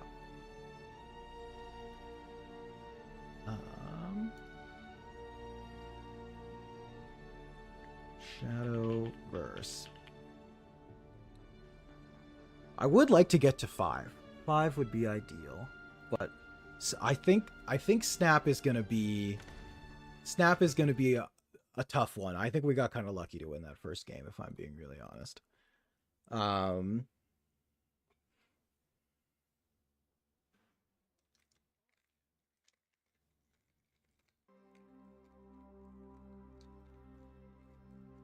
Yeah, I think that's true too, that people who are endemic Yu-Gi-Oh players are often the least likely to cross over to different games. I think that I've heard that as well.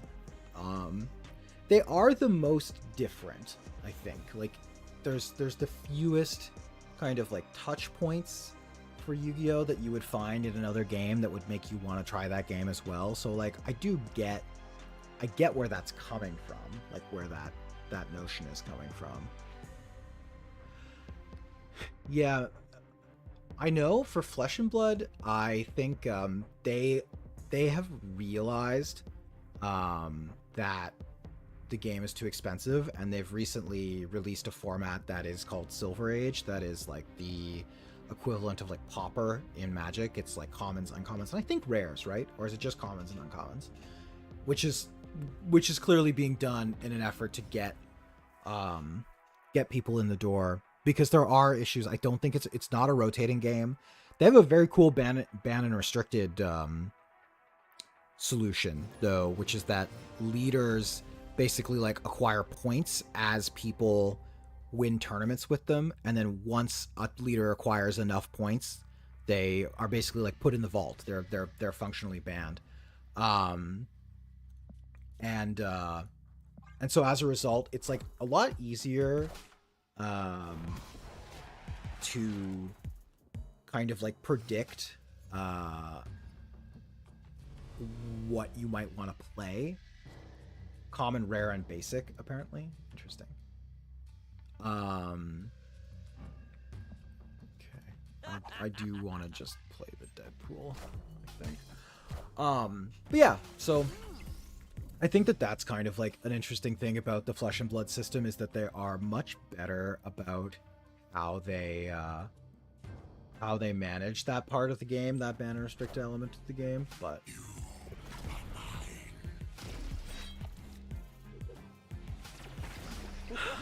Yeah, I mean, standard is not that cheap, though. Magic cards are crazy. Yeah. Flesh and Blood does just have, like, some... Oh, never before seen card. Huge. Flesh and Blood does just have some staples that are, like, truly unapproachable feeling, I think, sometimes. Hello. But... Alright, I'm gonna snap and see if I can get my opponent out of this game. This is the gambling element where you're basically trying to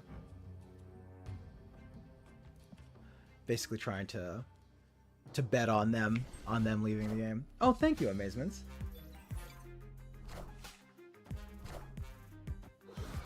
Yeah, I think that would be fun too. I don't know if people saw, I did that video with Farfa.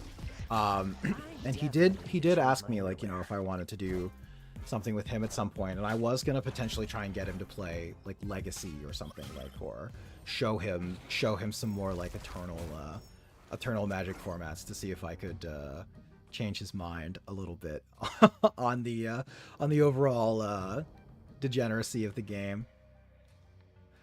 All right, what are we doing here?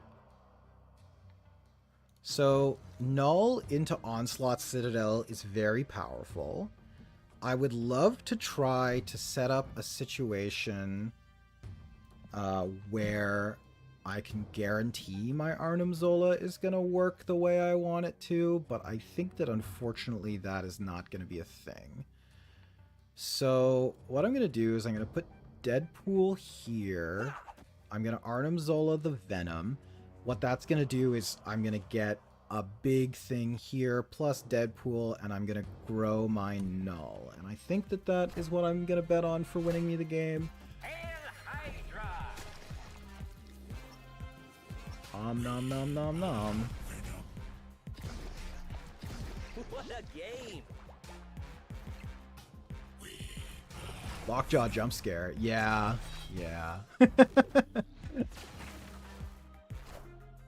Kitty Pride, not that scary. Nico, is this the swap? No, it's fine. Howard the Duck. Wow, they are really brave if they... So, like, one of the cards that I can have in my deck is called Killmonger. That's him. And it removes all 1 costs. So, the question here is, do I play Killmonger plus Deadpool plus Nico? Or do I just play Null plus Deadpool? I think the play is just Null plus Deadpool. Replace that card's location. I don't want to replace any locations, I don't think, so we'll just chuck this. Oh, that should have gone somewhere else. Ay. Well, we might lose here. They could have one of the big disruptive cards. Magneto. Oh, yeah, clever. Oh, I still win. Man, it's just too easy, you know? It is just... Like, when I was thinking about doing this as a stream, I was like, surely I'm gonna get stuck on, like, level 1 or 2 of this, like, 100 times before we even get to anything higher. And so I didn't even have official sim game prepared for for anything beyond this. Oh, weekly challenge missions, 100 credits. So one of the big draws for this game here, I'll just show people really quick. One of the reasons why I think people really gravitate towards this game is, like, if you're a big art person, they give you, like, just so many, like, reasons to be excited about your cards, because not only do you get art, but you can customize, like, all of the elements around it. And then the way that you actually do card acquisition in this game, sorry, I'm not doing this. The way that you actually do card acquisition in this game is by upgrading the appearance of your cards. So, like, here, oh, please try again. All right, I'm trying to advertise here for you, Marvel Snap, but let's try it one more time. So the way that you do card acquisition in this game is you upgrade your card. I bet this isn't going to work again. Okay, there we go. So you actually like upgrade the quality of the card. This is going to upgrade the border, and then you also get progress on like a progress track. And it's kind of cool because it's like one of the first games that really like the main, like you are actually, not only are aesthetics something that like they're trying to monetize secondarily, but there are elements of aesthetics that are just core to acquiring the collection. Oh my god, this is hideous. Which I think is kind of nice. The one thing, the monetization for this game used to be pretty bad. And now I think it is more in line with a pretty reasonable one. And so this is the really cool thing you get to do. Once you get your card to infinity rarity, which is where we're at now, you can split it, and then you get like fancy new backgrounds. You get like this kind of like effect here. Yeah, prism white plus white tone finish, very cool. And then I'm gonna level up, get other options. So yeah, that's the Marvel Snap economy. Pretty cool, pretty neat. Okay, so let's try Star Wars for 5 this time. To be really honest, that Riftbound experience was pretty poor last time, and I don't really want to have to deal with that. And the Star Wars sim is actually manual, or it's actually auto. It's just unofficial. Okay, so are people enjoying this, by the way, as a concept? Do we like playing a bunch of different games? I put out the poll and variety won, and frankly, like I would prefer to do variety. Like I like this kind of style, but I also know that jumping around is a bit weird. What the fuck is Shadowverse? It's a digital trading card game. People have called it anime Yu-Gi-Oh or anime Hearthstone before. Oh, Hearthstone. That's a game I should have installed. God. Oh my god, I blundered so badly. All right, well, that's okay. Next time. All right. I think I might try this again, and we'll add more games that are officially supported, and maybe because like for example, we could try to add Pokemon TCG Live. Yeah, you know, breaking into Yu-Gi-Oh is tricky. I think I might make a video specifically about how I would go about learning to play. I know like I have a video talking about how I learned how to play, but I think that some of the things that I did were like objectively wrong.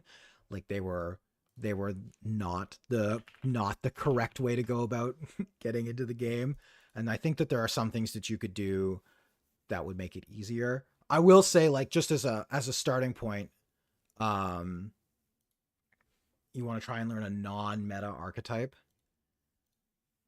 Yeah.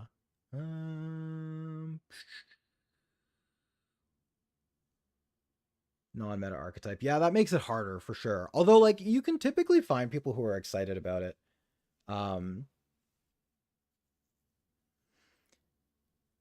Yeah, that's kind of what I figured, is that like we could mostly just chat and the gameplay would, like, I can give context for the gameplay sometimes, but obviously like sometimes it's just gonna be it's almost gonna be background noise for some people. But thanks everyone for showing up, by the way. Very exciting. I had no idea how many people to expect for our first stream. Yeah, I think sorcery is unlikely to ever create a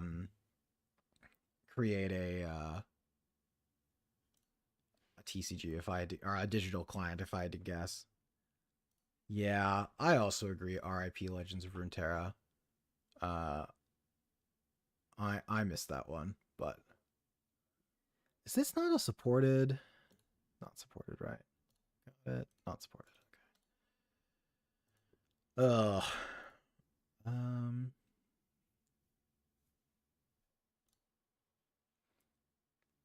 What's the best way to do this?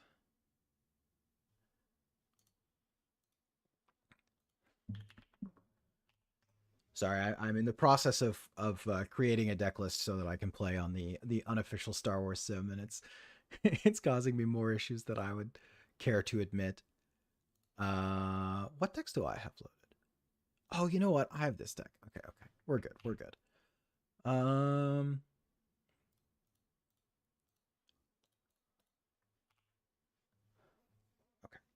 I think we're good to go. I think we're good to go. Let's web browser. Yeah. Okay, so this is Carabas. This is the Star Wars Unlimited unofficial sim. Yeah. I do like this one. It does have sounds, so we'll have to make sure they're not too loud. Hello there. Okay, we're good. The nice thing about this versus Riftbound is that it is a fully auto unofficial sim.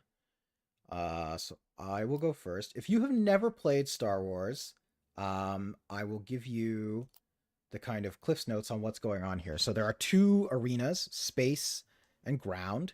We are trying to reduce our opponent's life to 0. They have 35 health because of the base. Oh. Well, we won't count that. We won't count that. We'll try again.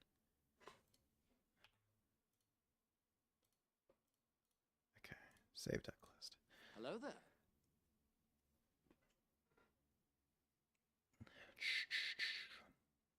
Okay, so we have ground and space.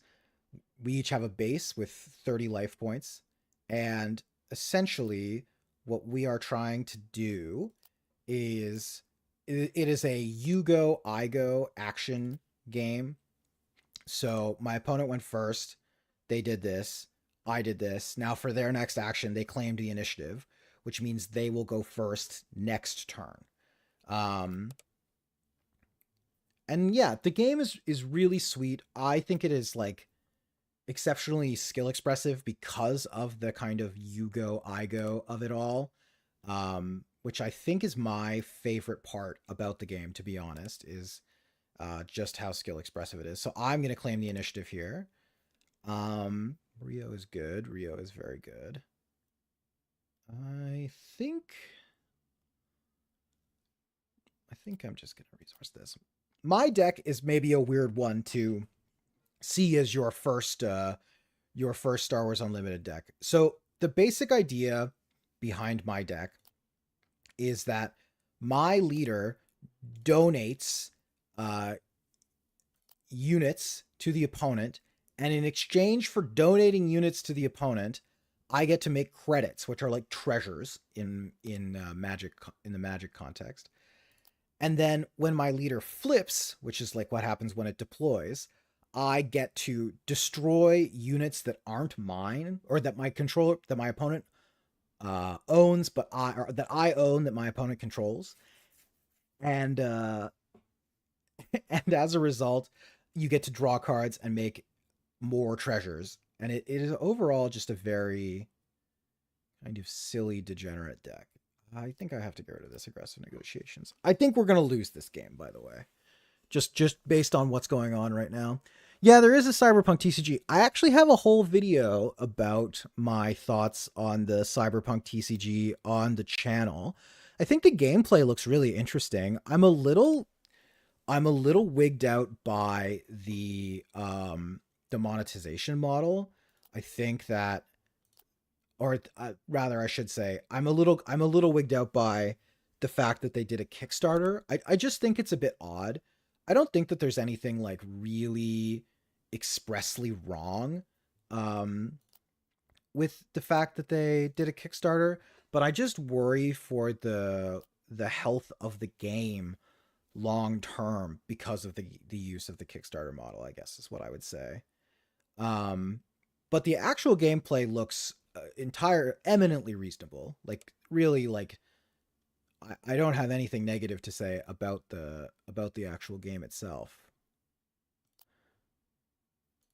So what I'm doing here is I'm threatening their unit, which means I'm going to get to use it to kill their other unit, and then this is going to bounce back to their hand. We're in a good spot here. I think we are going to win this game, actually. Use the ability. I don't think... Yeah, I mean, I guess I'll trigger it. Oh my god. We got value. I didn't even think about the value. Yeah, like the stretch goals and stuff, like I don't know, it just felt a bit weird to me that that was the approach that they decided to take for this new game. Like but it's not like I don't think that it necessarily means the game is going to be bad by any means. I just it really can't. Oh, I messed up last turn. Darn. I really can't say anything else about it other than like it just feels a bit weird to me. Lawbreaker. Yeah, that's pretty good. That's pretty good.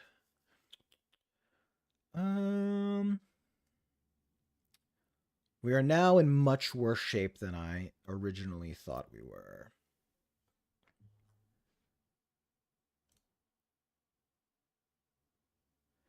Yeah, the cap at 7 turns is a bit weird. I noted that in my video too, that like that does feel like it has the potential to limit the amount of different macro archetypes that get to exist, which would be a bummer, obviously. Like, but okay,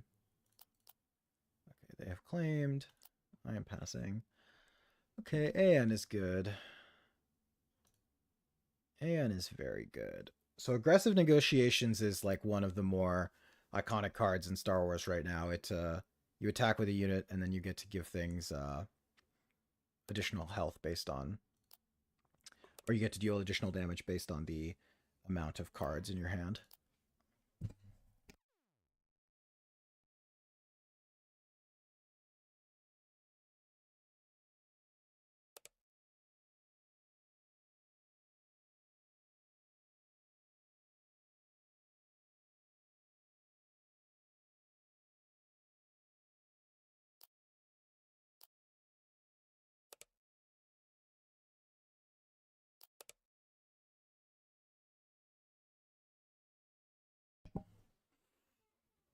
Okay, so either we're going to win this game, get to 5, or we're going to lose this game and we're going to go back to 0. But unfortunately, this is my last game.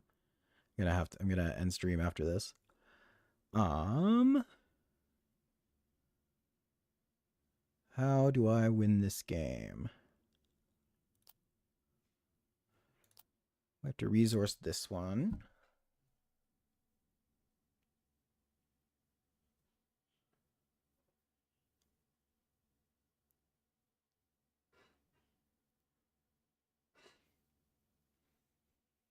A TCG where you have to pet your cat. I mean, I would be down for a TCG where you have to pet your cat. That sounds fun to me.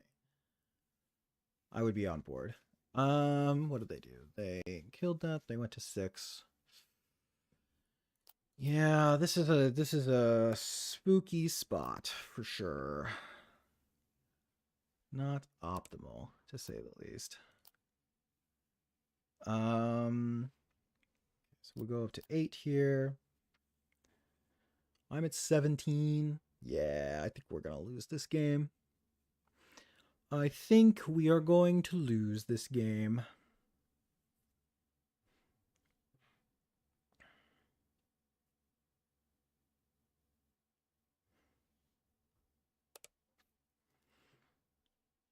Okay, I go to 23. I will... I think I have to take this out because it takes them off Annihilator. Yeah, no, they do that. I do this. They claim. I can go aggressive negotiations for 3. And then I can go...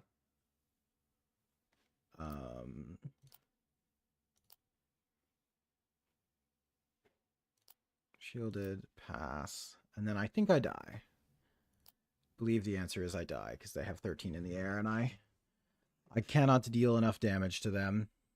Oh, and I'm not even logged in. I can't even say GG. All right, well. I will concede. Okay, back down to 0. Well, this was fun. I had a great time doing this. Maybe we'll run this challenge back. I'll try and get a couple more official sim games queued up as well so that we can... we don't have to deal with trying to figure out what unofficial sim games to play. I hope you had a good time. I hope you enjoyed the stream. I'm going to try and do this a bit more often. I have have some fun ideas for stuff that I think will be better suited to stream versus like more long form video content. So I'll have to figure out exactly where we're gonna do what. Oh, I am sorry, and I think in the future I may try and go live a little bit earlier. Like I went live today a bit later than I probably normally will, but I slept in a bit. But anyway, thank you to everyone who tuned in. It was lots of fun. I'm really glad that everyone tuned in and enjoyed the stream, and I will